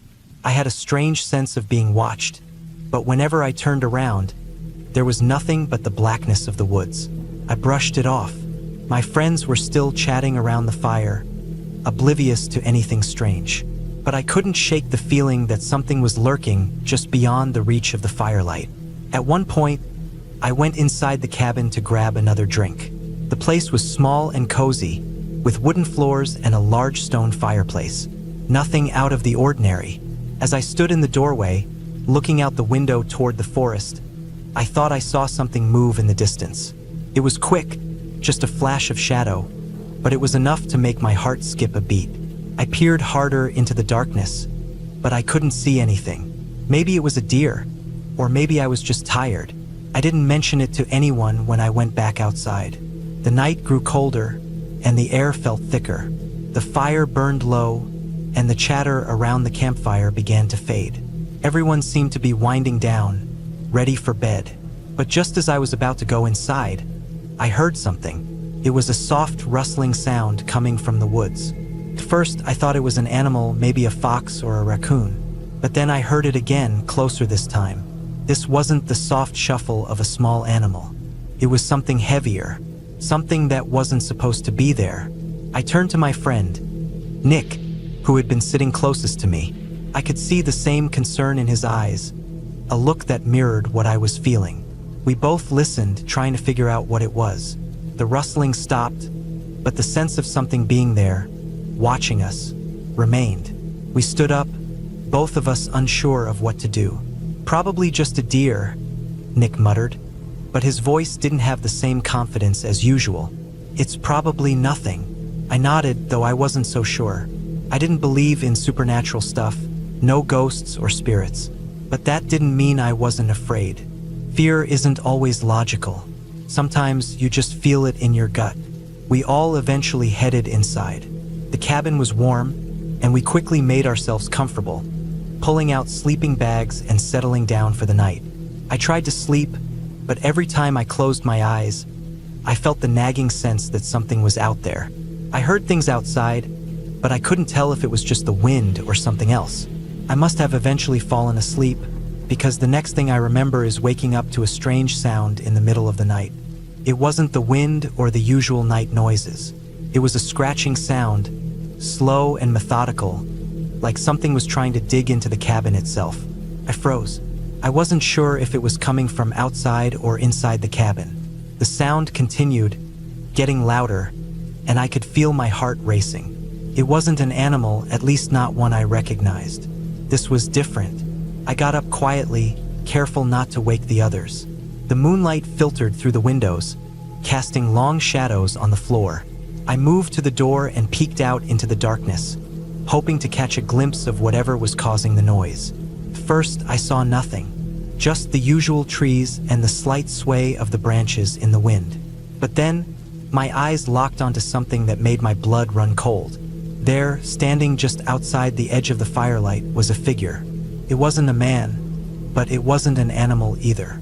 It was tall, unnaturally so, and it seemed to sway in the shadows as if it was made of them. Its limbs were long, too long, and bent at odd angles, like a spider's legs. Its skin, or whatever covered its body, was pale and stretched tight over its bones, with patches of dark, mottled coloring. It had no clothes, no face, just a smooth, featureless head that seemed to reflect the moonlight in a sickly way. It was like looking at a thing from a nightmare, too grotesque to be real. Yet there it was. Couldn't move, couldn't even breathe. The creature's head slowly turned toward the cabin. Its eyes, if you could even call them that, black pits of emptiness that seemed to suck in the light around them. It didn't blink, didn't make a sound, just stood there, staring at me. And then it began to move, slowly at first, dragging its long limbs over the forest floor. It wasn't walking, it was gliding, sliding across the earth in an unnatural way, like it wasn't bound by the laws of gravity or nature. I stepped back, heart pounding in my chest, and I realized I had to do something. It wasn't a deer or a raccoon or anything normal. This thing was not right. I moved to wake up Nick, but before I could, there was a loud crash from outside. The creature had slammed its arm into a tree, knocking it over with an impossible amount of force. It made a horrible, scraping noise as it slid across the ground, heading straight for the cabin. I had no choice. I had to warn everyone. "Nick," I hissed, shaking him awake. "Get up now." He groggily sat up, blinking in confusion. "What's going on?" "Get to the back door. Now," I whispered urgently. We didn't have time to argue. I grabbed my phone and tried to call 911, but there was no signal. Of course, there wasn't. We were miles from any cell towers. The others woke up at the noise, their faces pale with fear. We all scrambled, trying to stay as quiet as possible, but the creature outside was getting closer. I could hear its movements, scraping against the earth like claws dragging over stone. Then there was a sound from the roof, a low, almost guttural noise, like something scraping against the shingles. I couldn't help but glance up at the ceiling, wondering if whatever it was had somehow made its way up there. The scratching noise continued, moving from one side of the cabin to the other. It was closing in on us, circling the cabin, testing our defenses. We bolted for the back door, not bothering to look out the windows anymore. We ran through the dark woods, the trees whipping by, branches snapping under our feet. We didn't stop until we reached the truck. I slammed the door behind me, heart pounding in my chest, and looked back toward the cabin. The creature was gone. We drove for hours, not stopping until we reached the nearest town. The others were shaken, terrified, but no one spoke about what we had seen. What could we say? No one would believe us. The next day, we went back to the cabin. Everything seemed normal, too normal. There was no sign of what had happened, no tracks, no broken trees, no evidence of the creature. It was like nothing had happened at all. But I knew what I had seen. It was real. We left shortly after that, and I never went back.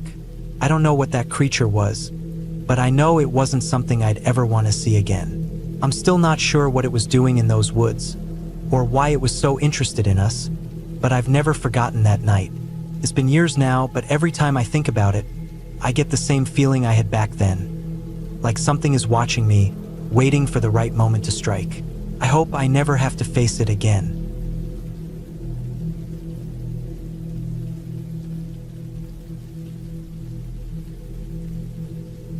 I had been looking forward to this weekend for months. Work was relentless lately, and I needed to get away from the city, from the noise, the crowds, the endless buzz of traffic and screens. The plan was simple.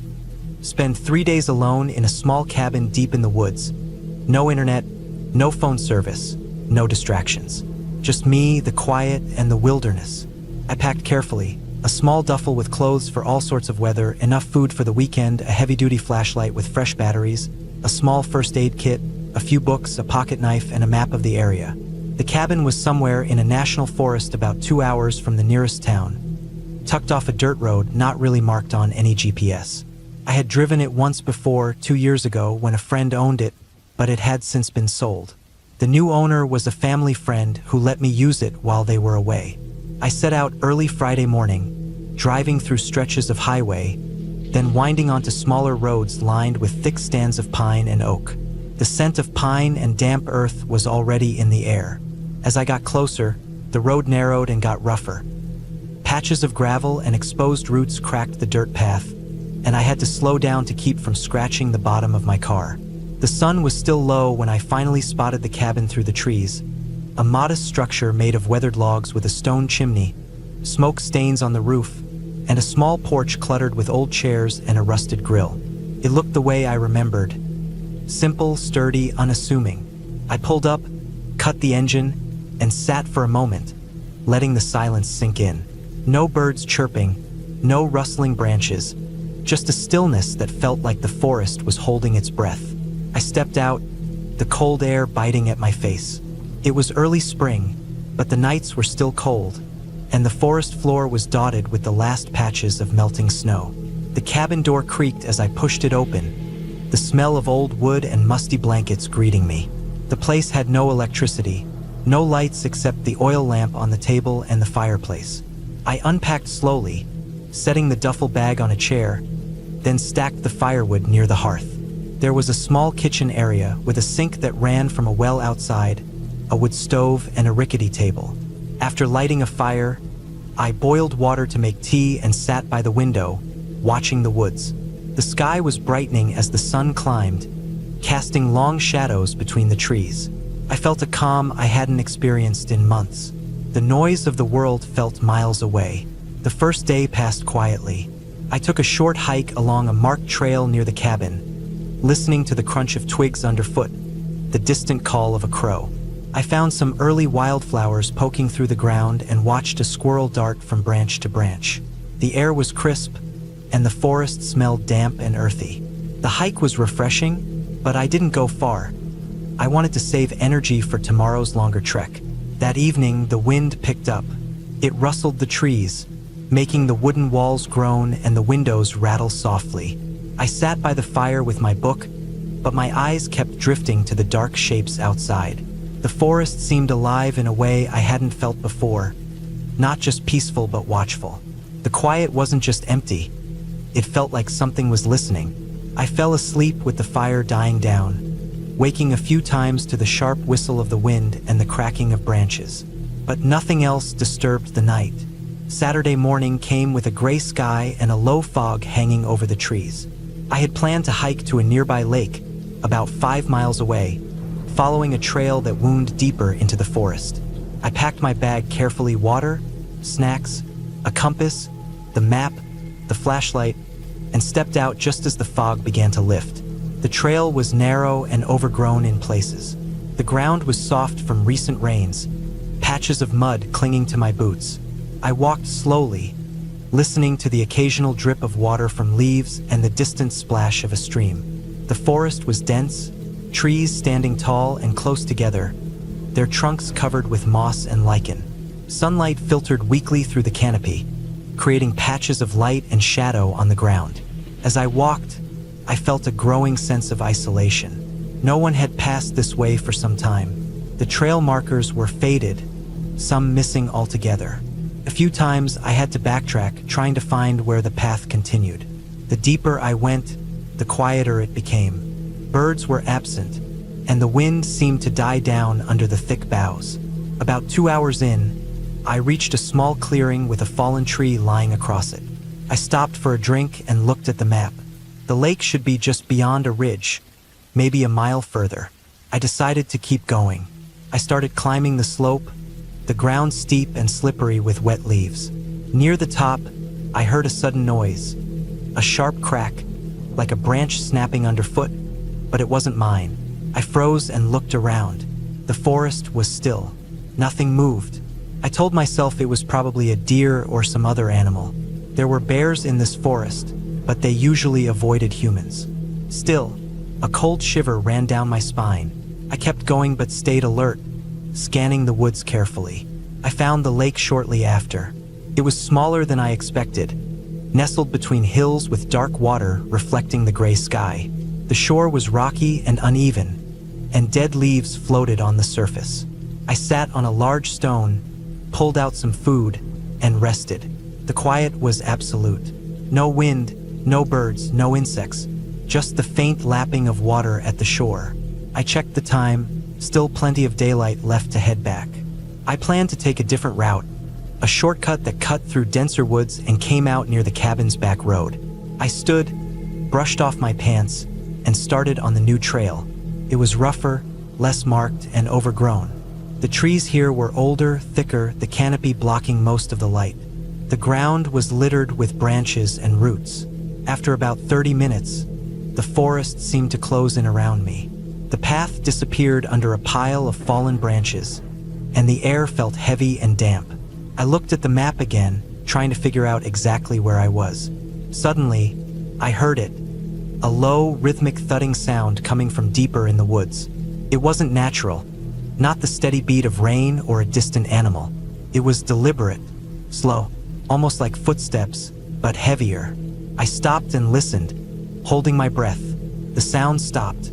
I moved forward cautiously. A few minutes later, it started again, but now it was closer, louder, and more urgent. I looked around desperately, trying to find the source. Then something shifted in the underbrush about 20 feet away. A large shadow moved quickly between the trees. My heart slammed against my ribs. I grabbed my flashlight and flicked it on, the beam slicing through the gloom. Nothing, just trees. I shone the light back and forth, hearing my own breath, my pulse pounding. The woods seemed endless, dark, and impenetrable. I decided to turn back, picking up my pace. The branches seemed to close behind me, snapping underfoot, the thudding sound still echoing in the distance. I didn't look back. I just kept running. By the time I burst out of the forest onto the back road, my lungs burned, sweat drenched my clothes, and my legs trembled. I stopped to catch my breath, chest heaving. I scanned the road but saw no signs of people or vehicles. The road was empty, just dirt and rocks, stretching back toward the cabin through the trees. I started walking briskly, eager to get back. The sun was sinking low now, and shadows stretched long across the path. When I reached the cabin, I locked the door behind me and pulled the curtains closed. I checked the windows, all were intact. I built a fire in the hearth, the warmth spreading through the room, chasing away some of the cold dread inside me. I sat by the fire for a long time, trying to steady my nerves. The thudding noise and the shadow in the woods haunted my thoughts. Outside, the wind had died down. The forest was silent again. I ate a simple dinner, sipped my tea, and tried to focus on my book, but the feeling of being watched never left. As night deepened, I made sure every door and window was locked tight. I placed the flashlight and the knife on the table next to my bed. Then I lay down, staring at the ceiling, listening to the faint sounds of the forest settling in for the night. At some point, I drifted off to sleep. I woke suddenly around 3 a.m. to a noise outside, something scratching at the cabin side. I froze, heart pounding, listening hard. The sound was faint but persistent, nails scraping against wood. I grabbed my flashlight and quietly crept to the window. Peering out, the beam caught a large shape crouching near the porch. It was a black bear, its fur thick and glossy, its eyes reflecting the light. The bear was sniffing the air, then pawing at the wood again. It was hungry, searching for food. I stayed completely still. The bear lingered for several minutes, then moved away into the darkness. I exhaled slowly and backed away from the window. I knew bears in these woods were common,